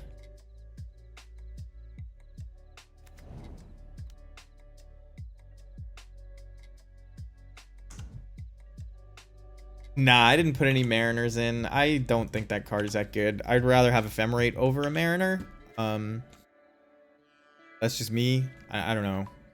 I'm not like really trying to play on curve with this deck. I'm trying to play cards I don't care about and not protect them. Just like draw a bunch of cards, right? So they can play everything at instant speed. Let's see if we force them to tap us down or verdict us. Whatever it is, we'll be okay with it, I think. Although they have 8 mana open, it's a lot.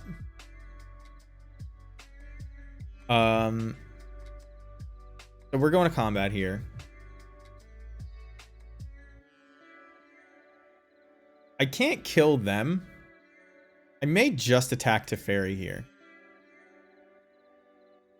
They only have 3 cards in hand. So as long as like we get value out of the cards we play, we shouldn't care. But then again, maybe I'm just supposed to like attack them to 1 or 2. Yeah, because they can gain life, right? They have lifelink creatures. Yeah, so let's attack Teferi. Because if they flash in like Solitude here, they're going to gain a bunch of life. Alright, so it's Snapcaster and then probably Supreme Verdict is my guess. Yeah, so they Snapcaster, Supreme Verdict. That's fun. I wish this was a Mog War Marshal, to be honest, but we can play Pyre of Heroes. Probably. They may counterspell it. We'll play that before Snoop, I think.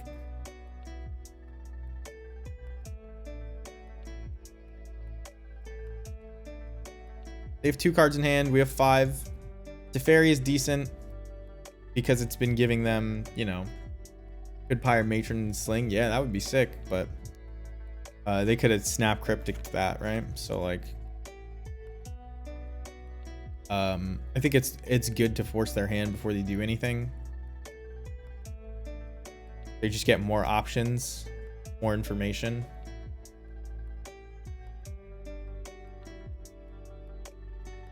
But yeah, Pyre is sick when you get it online. But like, imagine I play a Pyre there and they, you know, they Snap Supreme Verdicted in response. No different than what's happening here. I had the chance to like, maybe they say, oh, I don't care about Teferi, and then Teferi dies. Just for the memes? I'll try to end the game with the Teferi if I can. I'm gonna play this Pyre. Because I'd like this match to be over, to be honest. I told somebody I would call them around 6:30 or 7, so I got 15 minutes, which game could go longer than that, not by much. So this could be counterspell straight up.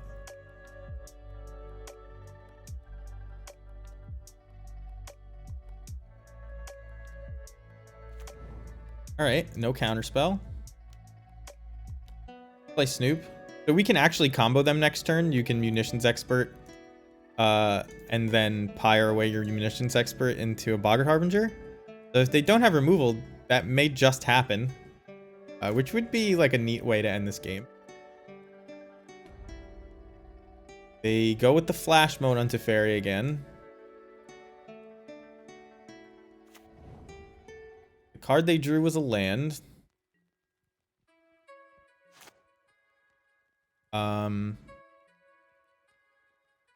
Battlecry Goblin is good. I'm gonna attempt to play that off the top, if they allow me to. They path my Snoop. Yeah, that's just fine.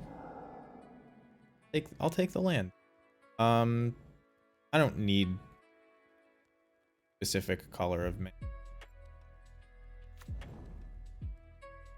See what we draw. Draw Sacred Foundry. Fine. I could just play Yorion now. It's pretty good. I kind of want to get a Munitions Expert into play. Can I wait? 1, 2, 3, 4. No, I'm one short of that. So I can Munitions Expert and then hit Teferi, I guess. Why not? And then turn the Munitions Expert into a Matron. That gets us another Munitions Expert. It then doesn't kill Teferi, so maybe I get something else. But we definitely Matron. And it's pretty hard to lose once you have... do I have Ephemerates in the yard? I just get Dark Dwellers? Like a meme. Next turn, we can pyre this Matron into a Ringleader. And then if we resolve a Sling Gang, we just win. I probably just want to play something this turn, so let's just grab Battle. Battlecry Goblin wins the game on its own. Like literally is a lethal attacker.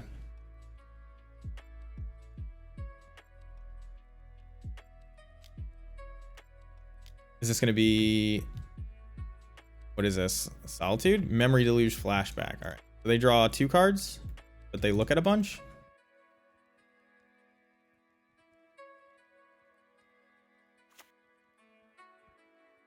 I feel like you should do that in response. Because you could get a counterspell as your only thing. I'm not saying like that's what you want, but like obviously you'd like to get a 2-for-1 here, but what if you can't? I may have to just play. Looks like they got Prismatic Ending. To get my Pyre of Heroes. Okay, so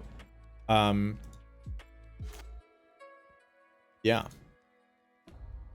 I mean, they kill us pretty quick with a Hall of the Storm Giant, right?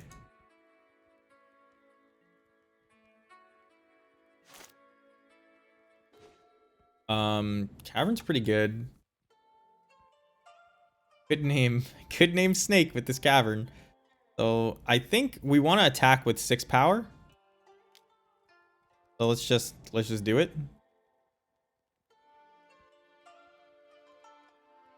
I mean, this is already lethal. I guess I don't have to attack with 6 power. So let's just attack like this.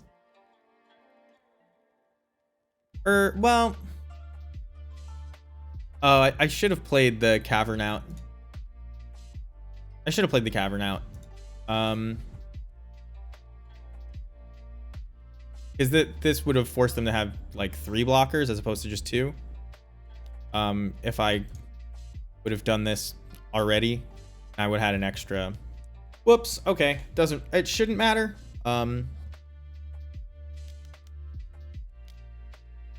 Right. That's kind of what I figured, which is why I didn't want to do this. But I think we're still okay. Maybe I shouldn't have done that. Oh, I just okayed. Whatever. We have a lot of really good draws. They could end this game pretty quickly. Kiki-Jiki has haste, which is something.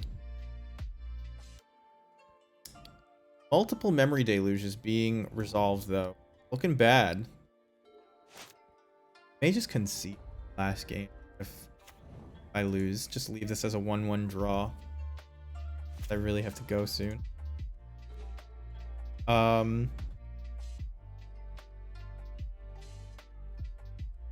I guess I just see if they counter this.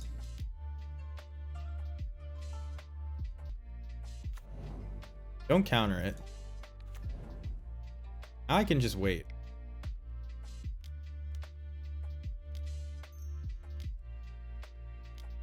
Never once drawing a card off Teferi, by the way. The whole time. Gonna pass the turn here.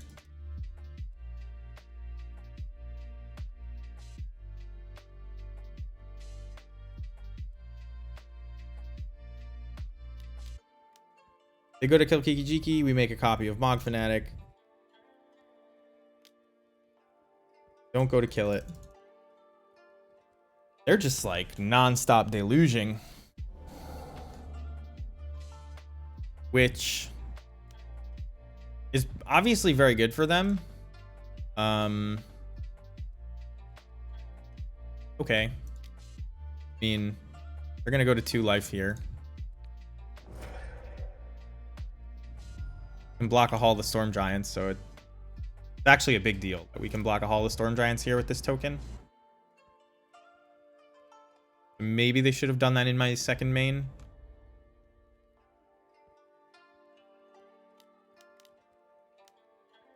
Big Teferi, you got it. Kiki-Jiki is going to be able to attack for lethal. You do have 5 cards in hand, though. 1 blocker. Stack this token. Face. Hopefully we draw something that Kiki can copy instead of having to try to attack in for lethal, because obviously it doesn't work. Snoop is pretty good. I'll play it uncounterably so. We have Yorion as a backup play as well.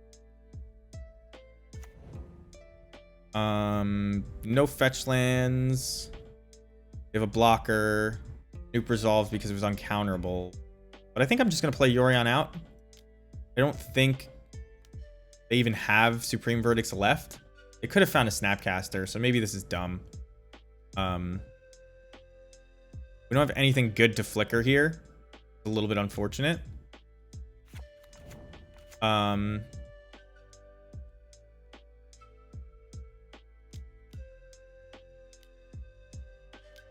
Alright, so they Supreme Verdict us. Damn, that's bad for us. It looks like we might lose this game, and I might just leave. I mean, we would win by timeout, which is cares. It's a practice room game. Like, there's no way we're getting a good game in. You know what I mean? Which is unfortunate when. But I think game 3 in that fashion. You know what I mean? And this was like, this is like a fun game to play against. Just see if we can go over the top of them. Oh, yeah, I forgot we knew we were drawing that, so we're just like straight up dead. I guess I'll play out. It can't be more than 10 minutes. We don't have to change anything. None of this matters. Oh, maybe I should bring in Rest in Peace just in case I find them. Like slightly better than maybe not Stony Silent. Bringing like 1 Rest in Peace, probably not over. Probably over Prospect.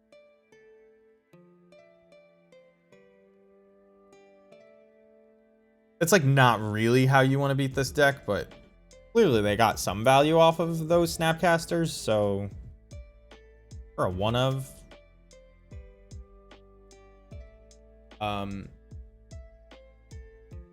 There's probably a point where I made a mistake as to whether or not I should have attacked their face or Teferi.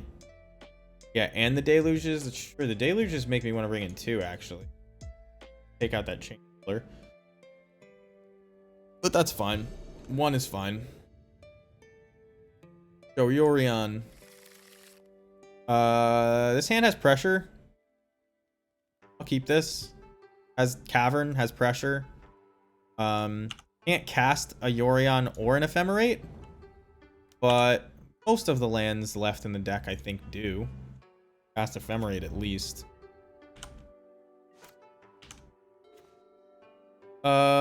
That's a good draw. I don't want to do this.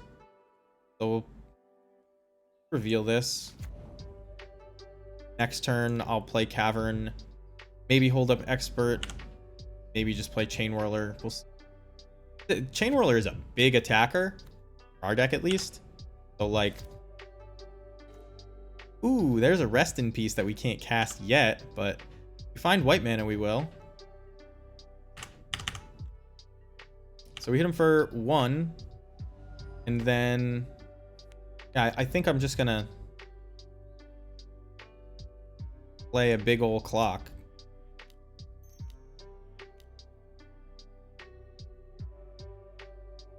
Could have Matron for Ringleader. Maybe I should have Matron for Ringleader. I don't know. But having this much pressure in play feels good. Because then Matroning next turn feels fine too. Gonna attack them.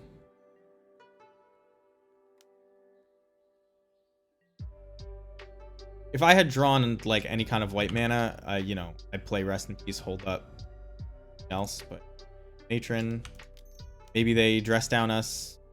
Dress down really is so good against our deck, and I don't play around it basically ever, which may be a mistake, but I don't know if there's really a way that we can play around it other than just not casting anything. Obviously playing Rest in Peace would be great. So now, oh man, I was supposed to play this land. I just okayed through it by accident because I was expecting a trigger from Matron and I just undercutted what I was doing with my hands. So, yeah, Supreme Verdict here really guts us, which I guess I should have realized. Okay, Jace is fine. I have to tap out for Jace. We can kill Jace easily with this Chain Whirler. We can also kill it with Munitions Expert. Probably killing it with Chain Whirler and just not playing anything. My guess. Just so I don't die to Supreme Verdict. Oh, playing Aether Vial is great. Wish I had the white mana.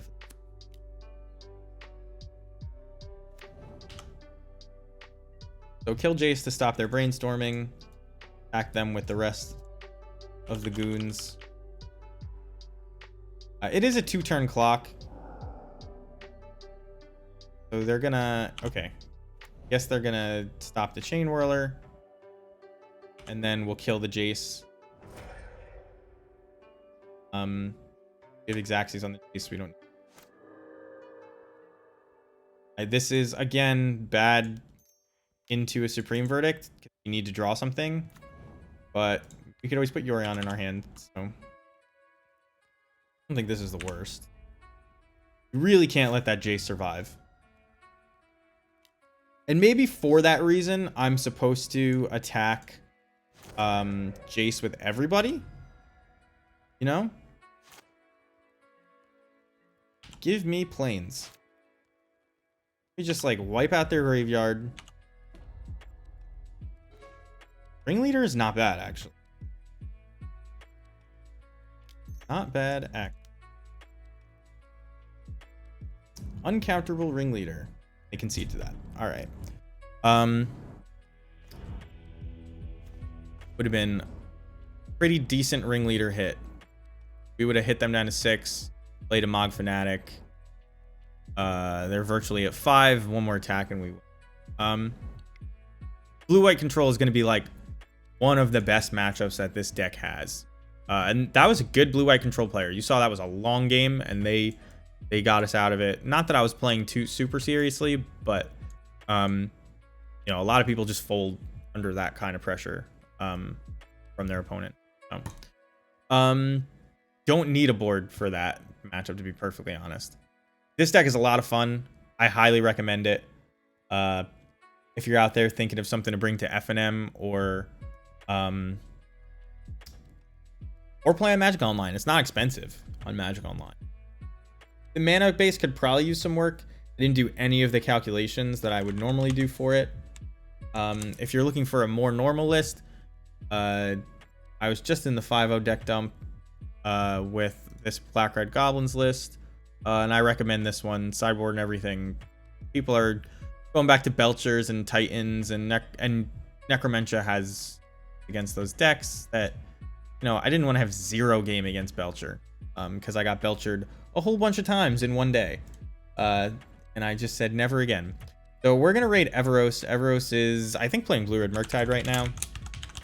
Evan is an old friend of mine. Hopefully I'm gonna see him in SE because I know he's out there. But anyway, enjoy his stream. If you enjoy the channel, give us a follow. Go check out all of the VODs on YouTube. If you want some older stuff. The beginning of this video, or this stream, was me going over the replay very, very quick from the 5-0. So, like, you can see all the plays that happened at least. You might have to pause it if you really want to know the game, but I tried to commentate it, you know, quickly, like play by play, as fast as I possibly could. Anyway, I'll see you guys next time. Thank you for joining me. I'll be over in Evan's stream. Peace.